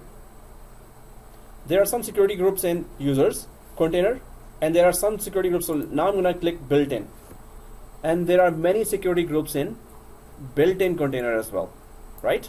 So these are built-in, already created by Microsoft, built-in, right? So if you see the most highest privileged group, this is the administrators group. This is where we need to be very careful. We cannot add any user without proper thinking and authentication, approvals, etc. Right? So if we double click administrators here, Built-in? yeah, Okay. double click administrators here and go to the members of administrators, members. So here you have the administrator account, single account administrator. Then there is another security group added to this security group. And then there is another security group added to this security group. So whoever is a member of domain admins is also a member of administrators as well, security group. Whoever is a member of enterprise admin security group is also a member of administrator security group. Why? Because this security group is added inside administrators as well. So whatever privileges are given to administrators are given to the members of this security group called administrators as well, right? So, and what are the privileges of administrators? Everything. Everything, yeah. They can do Control, everything. yes. Right? So if we close this, If you so want to insert yep. some more, Yep. privileges. We- Okay, I will. add and then put the username, that's all, right? So cancel here. So close this one like this, close. So Yeah, question? these are like from here we'll come to know that what else administrator can add and Yes. do everything. So there's an administrators group. You can see here backup operators group, right? You can see here account operators group.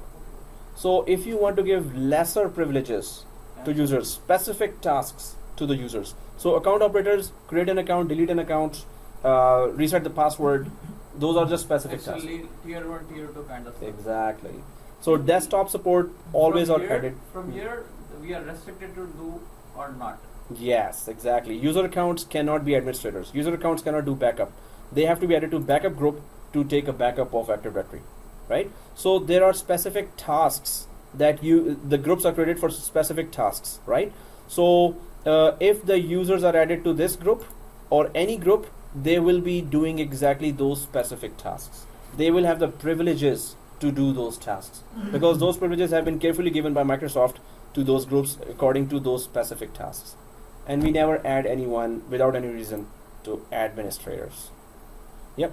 Okay, the built-in Okay. has, Oh, there was a hand raise from here, but Okay. that hand raise was like this only. Okay. So you didn't see that. that's Now it is, yeah. So Okay, you said administrator. Mhm. I'm under administrator properties.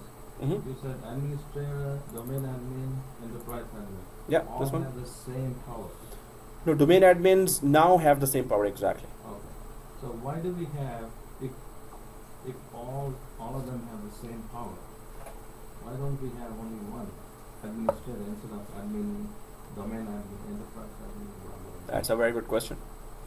So domain admins have some different powers as well as the powers of administrators. Enterprise admins have their own other powers as well as whatever administrators have as well. So that's why they're added here, as well as if you want to give them extra privileges, so you can add them there as well, right? So that's why. Okay, let's just press cancel here. Okay guys, so once we log into our domain controller now, from here we are running the whole show, whole Active Directory, all domain tasks. I'm going to know what tasks we are running here, but let's do the next task, which is, let's go to the users container now, users container, right? So if we know that administrator, on the right side, do you see all administrator count? The single user, administrator? So if we know that it has all the privileges, then the hackers also know that, right? So hackers are some of the best administrators, of course, out there, because you have to know everything inside out to then hack inside, right? So if hackers know that, then of course we need to secure this account, right?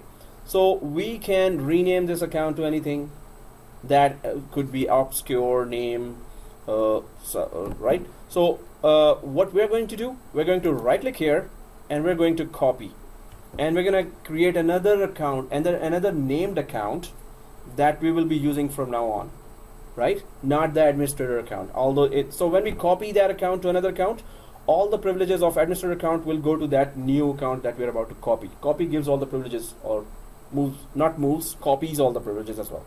So click copy here, and we're just gonna name it netadmin. In a production environment, I would name it some weird name. Here, we don't want to confuse ourselves as well, right? So it still says admin, right? So a hacker would just know, okay, is that an admin account? So so netadmin here, and just copy paste the same thing in the logon name as well. Logon name means, so this is the first name, last name, right? You can just put anything else here. Actual name of an administrator you can put here as well. But logon name is the name that you put in the username password area. This name will be put to log in actually. So logon name means actually this name you will put there. It could be different from first name, last name, right? It could be your, so right now we're not putting that there because it's a test environment. So netadmin at netplusdomain.local, that's how it goes. So if you have put that, click next. And the password, you know, small ABC, capital ABC, shift 123. So once you put the password here, so it says user must change password at next logon. We don't want to do that. Why? We put a password here. When we log into the other computer, Forced to change the password. we will be forced to change the password. We don't want to do that. Second thing, user cannot change the password. We need to. So there's a policy already, security policy on a domain controller on our domain that will make us change the password every 45 days, right? So we should have the habit of following that policy. If this course lasts for 45 days, we'll have to change the password. I don't think it's gonna last 45 because 3 days a week now, right? So it's okay. So password never expires, don't go for that. So let's make a habit of being more secure. This is very less secure. The hackers would run some software against your username, and it will guess your password. If you haven't kept on changing your password monthly, you'll be hacked easily. And we don't want to disable the account, right? The fourth option is account is disabled. We want it enabled so we can use that account. So we're not going to choose any of those, but we know the reason why, right? The main thing is we need to understand why we're not doing that. If you're understanding, we're good. Next finish is not the purpose of this course, right? Or any course. So, okay guys, if we put the password here and not choosing any account, let's click next and click finish. So that's just a summary, click finish. Now we have a netadmin that is as powerful as the administrator here. So we need to disable the administrator account now. This account will no longer be in service now for security reasons. In our production environment, I would just rename it to some very vague name, like the hackers would never ever know that this is an administrator account. Suppose I can just put here very vague name, like for example, this is not an admin account, right? So hackers will never know that. Yeah, I'm sorry. Okay, sure. No problem. Okay. So guys, so this is how hackers will never know that this is an administrator account, right? Okay. Here comes. That was just a joke, right? So let's not do that. So administrator account, let's just right click. Okay, sorry. There. And disable account. Disable account, that's it? That's it. But you changed the user, I mean, you renamed it, right? This is not an administrator. Oh, that was just a joke. Yeah. So Because since this guy came and I was. yeah, so we all got confused. Otherwise, I was trying to make you laugh at that time. Yeah. So yeah. So disable account. But we are talking about hacker, but it's written administrator. He will enable them. Yeah, if he gets the rights to enable that, yes, he will. So I'm just saying that in a production environment, I would have changed the name to anything else. Oh. It's a test environment, and we might need it if we messed up something here. So we will have to enable that in a test environment. We're going to be messing around a lot. In the production environment, we are changing the original administrator, we are changing to a different name, as well as we are copying. In a production environment, we might not copy. We can use the same thing with a totally changed name. We don't. Yeah. So so disable account. I'm going to tell you what actually happens in a production environment. Disable account here. Click that disable account. Right click. Oh, whoa. Okay. Sorry, my mistake now. My mistake. So did we disable it? Yeah. So we are still logged in from this account, and we disabled it, right? If now the worst case scenario is if now you've forgotten the password of netadmin here, and you logged out from here, you know what will happen? You're locked out permanently. You cannot log in from this because it's disabled, and maybe you forgot the password of netadmin, or maybe you put a password if we forgot, right?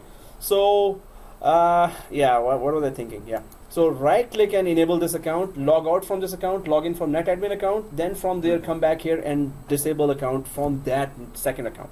Don't disable from which account, the account we're logged in, right? So enable that account again. Enable. It is enabled. Make sure it is enabled. Now let's log out of this because we already have a super account called netadmin here with the same privileges, this one. So we're going to log out after enabling it. Everyone enabled it? Yeah, so you will not see a down arrow here. There is a, so suppose this, see this? Oh, you don't see a down arrow? So see the disable account. If I disable, you can see an arrow here now, this black arrow here, right? If you disable it, No. you don't see it? No, I enable it. Okay, that's good. So we're good that if we enable it, the arrow is gone, right? So if arrow is gone, now how do we log out from here?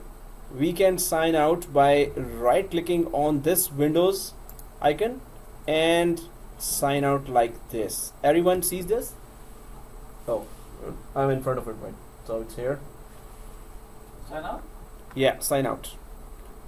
So everyone sees how to sign out, right? So sign out, and you should be seeing this window now. You sign out? Everyone sign out? So then click send all control delete here. All control delete, and then go for administrator, right? Administrator or other user? Exactly, other user. Sometimes I'm testing you, sometimes I forgot myself. So this was, I forgot myself. So yeah, other user, exactly. If he is testing, you can look at his face, okay? There's a different expression. So you have to really read me, and you've learned to read me now, right? So whenever I'm trying to, give you a mix-up quiz, so I won't be able to resist the smiling here. So if I smile right away, this means I'm trying to trap you. Seriously, why am I saying that? Okay, anyway, so other user. So here, but this means now you're going to be sharper than before. You're going to be confident and sharp. Hey, what I know is correct. right? If I'm wrong, still be sharp, still be confident. Okay, so anyway, so net admin here, and it's not case sensitive. I'm just putting it for spellings here. And you know the password. So let's log in for net admin. Now, do we know what to do? We have to disable the actual domain administrator. You know where to go? So first of all, if I log in, where to go? Okay, I just show that here. Okay, now what? Okay, if this comes, if this pops up, cancel out. If this pops up, cancel out. And when we go back to tools, we go to Administrative center. Active Directory users and computers. We can do it from Administrative Center as well. Administrative Center is a mixture of 3 or 4 of these services, Okay. but that's going to be more confusing. So Active Directories and computers, let's go there. We're all inside Active Directories and computers. Yeah. Where do I go? Which? Huh? Users. Sorry. Which container? Users and managed services. Managed services? Yeah, it's the managed services users account, right? That's the same container. Yeah, under the managed services. Yeah, you're right. So users and then administrator, and now we can safely disable that account, right? If we delete, what happens? Delete. The administrator. Because we have created already the net Copy admin. of that. Nothing will happen. It's just copied there. But normally we don't delete that because it's created by Active Directory itself. So we just disable and rename it. Okay, so once this is done, now we can join the other computer to the domain. The domain will expand now, right? Suppose we had 200 computers. We will all join them to domain. So first of all, if we want to join the server 2 to this domain, so inside the Active Directory, everyone's there. Did So we disable the administrator? yeah, we have already disabled the administrator. So you should be seeing this arrow, down arrow here. Yeah. Okay guys, so if we join the server 2 to the domain, so go back to the computers area here, computers container. It is empty for everyone? Yeah.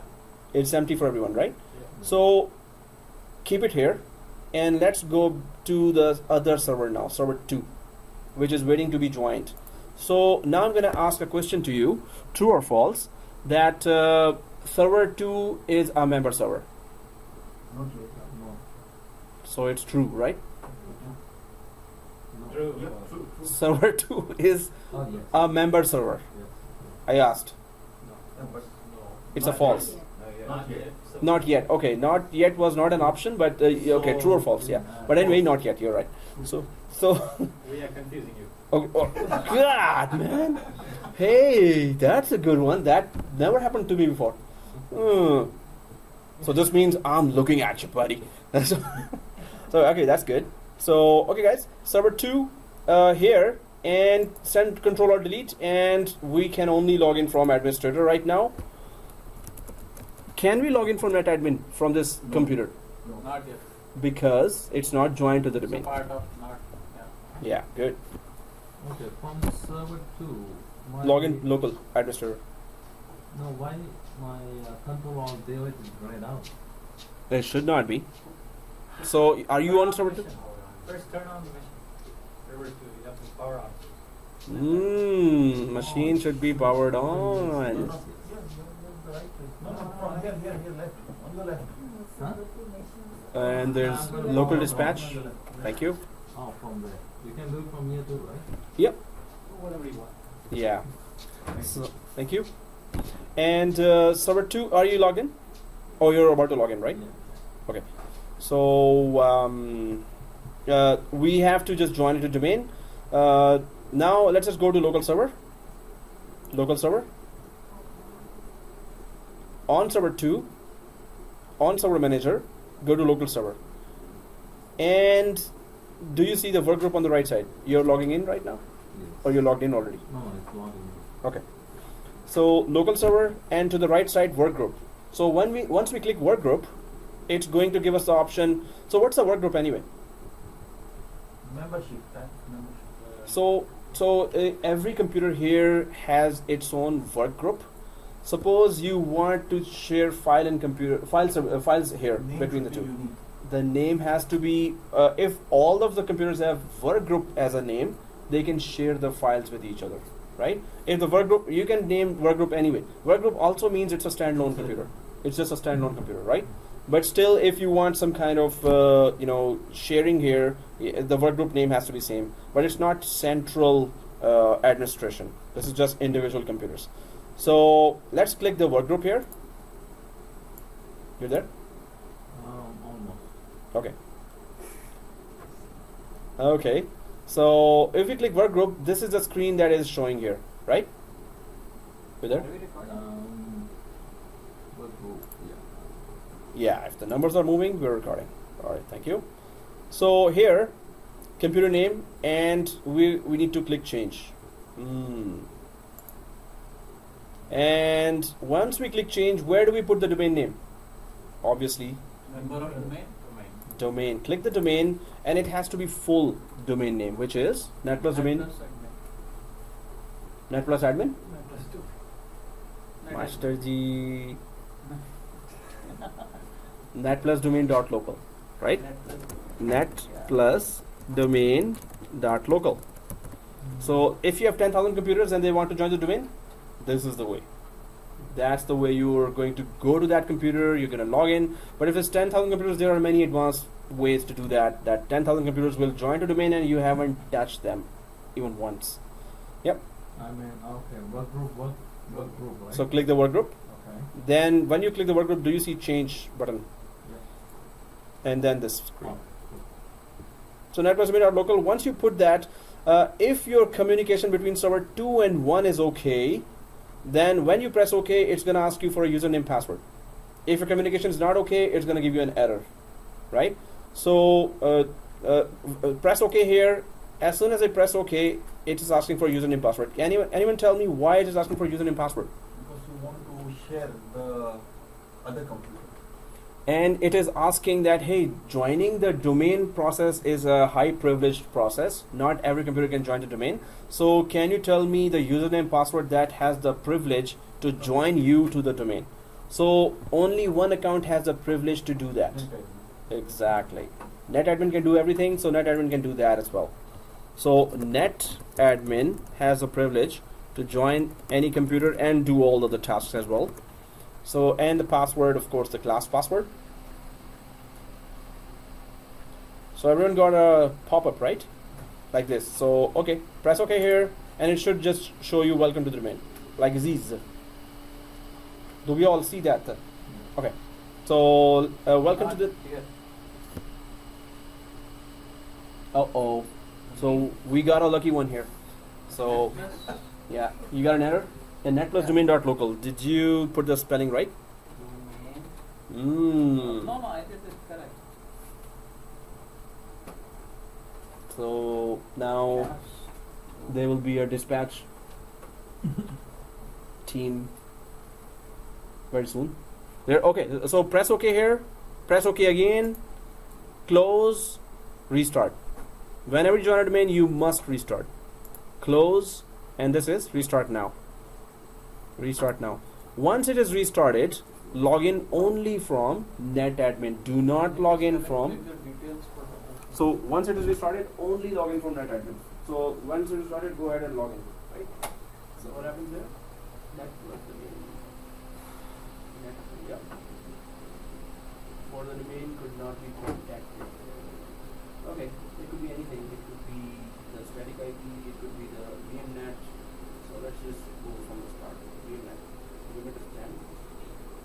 Cancel. For server 2. Server 1. VMNet is 10 as well. Okay, first thing is good. Second thing is, what's the IP? So it's the same 200, Okay. But we're just double checking, right? So 192.168.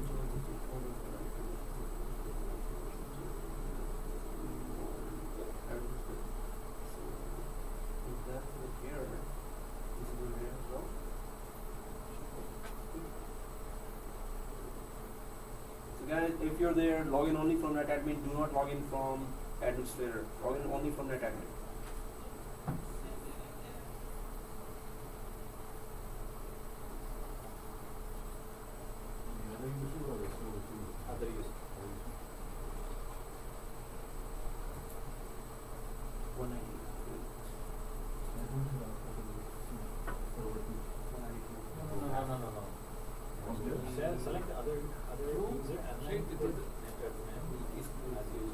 That's not done. What's the reason we use the word? Oh. Because we just say we are not using it. So I think was it named it as net admin. And we created an administrator.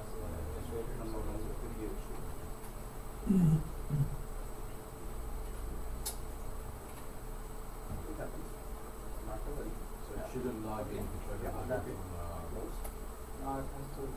It has to. Yeah. Already starts with it.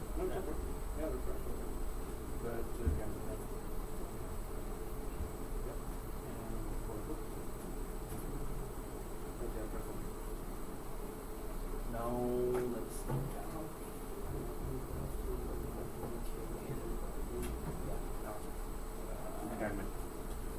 okay guys, so how did we log in?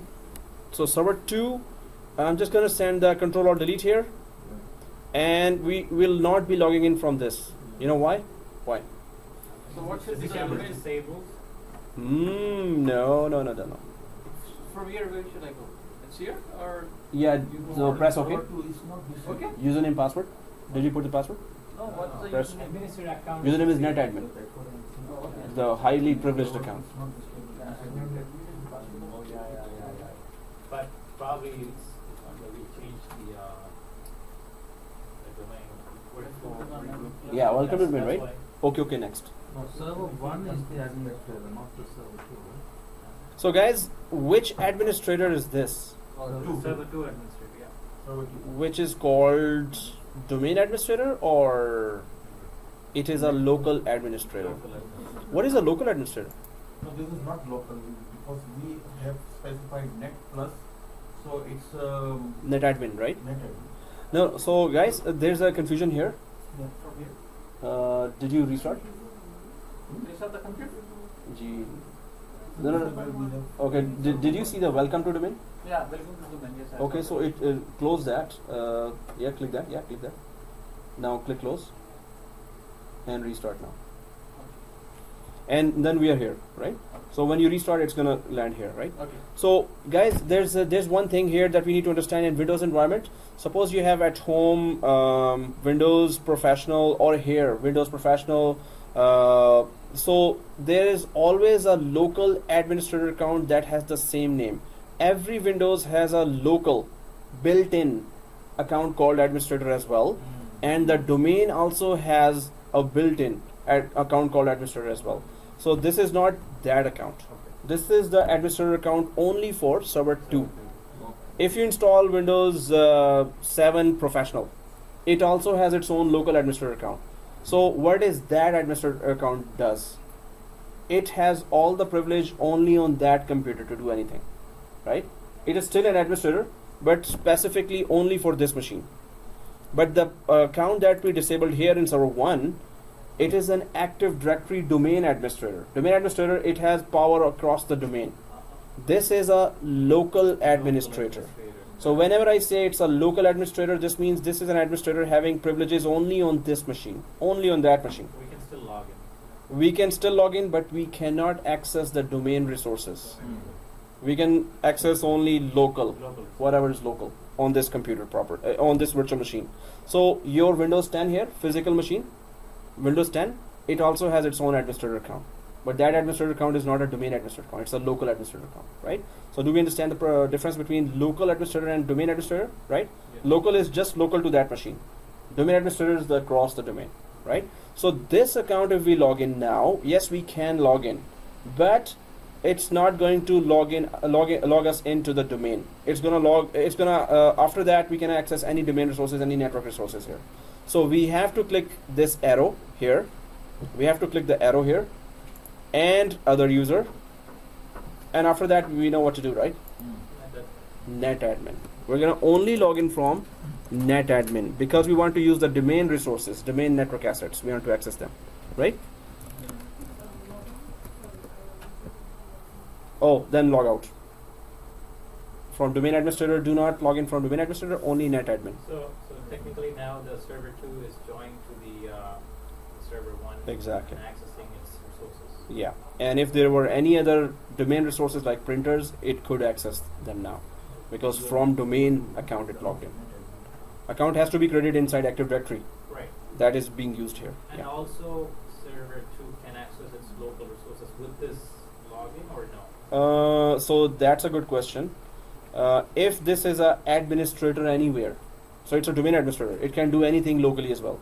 If it was a user John Smith, it cannot. That user has no privileges to install software locally, has no privileges. If there's a MS Office installed, user John will log in and use just Microsoft Word, and that's it, and save it in local C drive. But user John cannot change anything in that computer because user John is not added to the local administrators group. Just like there's an administrators group for domain, every computer has a local administrators group as well.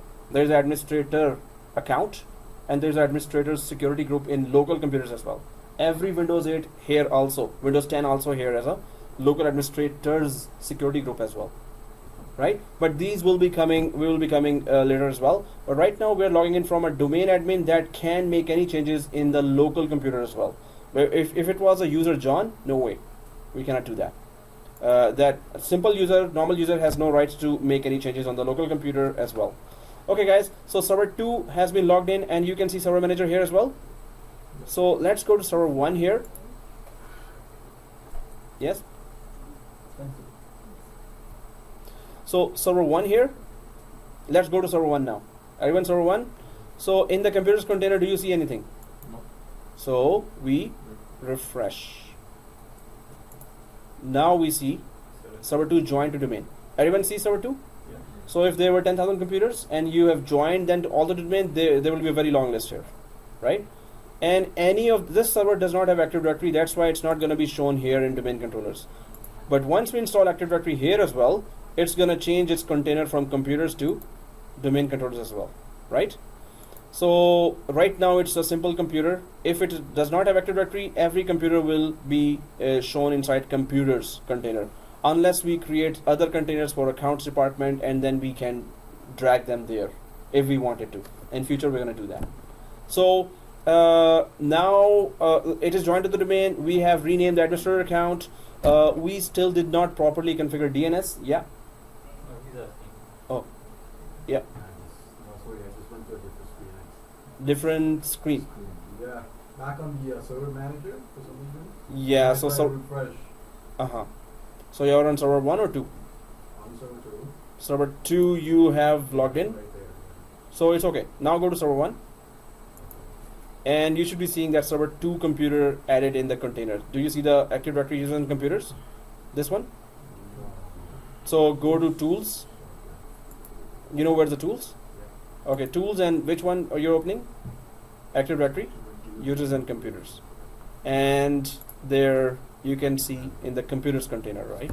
So guys, there are many other things, basic things and best practices things that we need to understand and do. That's why we're going slow, we're taking our time to understand the whole environment properly. And then we're going to go ahead. It's 2 o'clock and we need to create 390 users from PowerShell. First we're going to create a users like we can create from graphical interface, then we're going to go for PowerShell just to save time. If you were given the task to create 390 users one by one like this, you will take 1 hour. With PowerShell you're going to take 1 minute. For the same. script, that's it. But the script is already there. I'm going to send you the script, then I'm going to tell you how to use that script, right? I'm going to show here within the PowerShell. Yeah. So okay. Please create that replica environment at home and reach till here and create your notes. I need to see your notes, right? If they are good quality and if I can just make some corrections there as well, but I need to see your notes, right? So once you create your notes in Microsoft Word file, send it to my Gmail there, right? So then I will ask you, okay, do this, do that, or this definition is, so you have to put your definitions in your own words. Don't copy paste this. So whatever I said, take it and put it in your own words and send me those notes that we have discussed today before the next class, right? There will be more tougher assignments given, but for now it's just, take notes. If your notes are not good, you are wasting your time here right now. If your notes are not golden notes, which means after 1 year if you see them, they should remind you exactly correct concepts right away then and there. So before the interviews, so many students created notes properly, and before interview it was very, very helpful. You cannot watch all the videos in one night. So create notes now. Now is the time to work hard. And before you leave the college, you must be MCSA. So right after the course or during the course even you can just finish 7410, right? So exam collection files can be examcollection.com is the site. Everyone knows the site, right? Examcollection.com. Recording. That site is just for giving you sample questions. That site is useless. No, resuming. That site is very good. Okay, for sample questions. Okay, stopping now.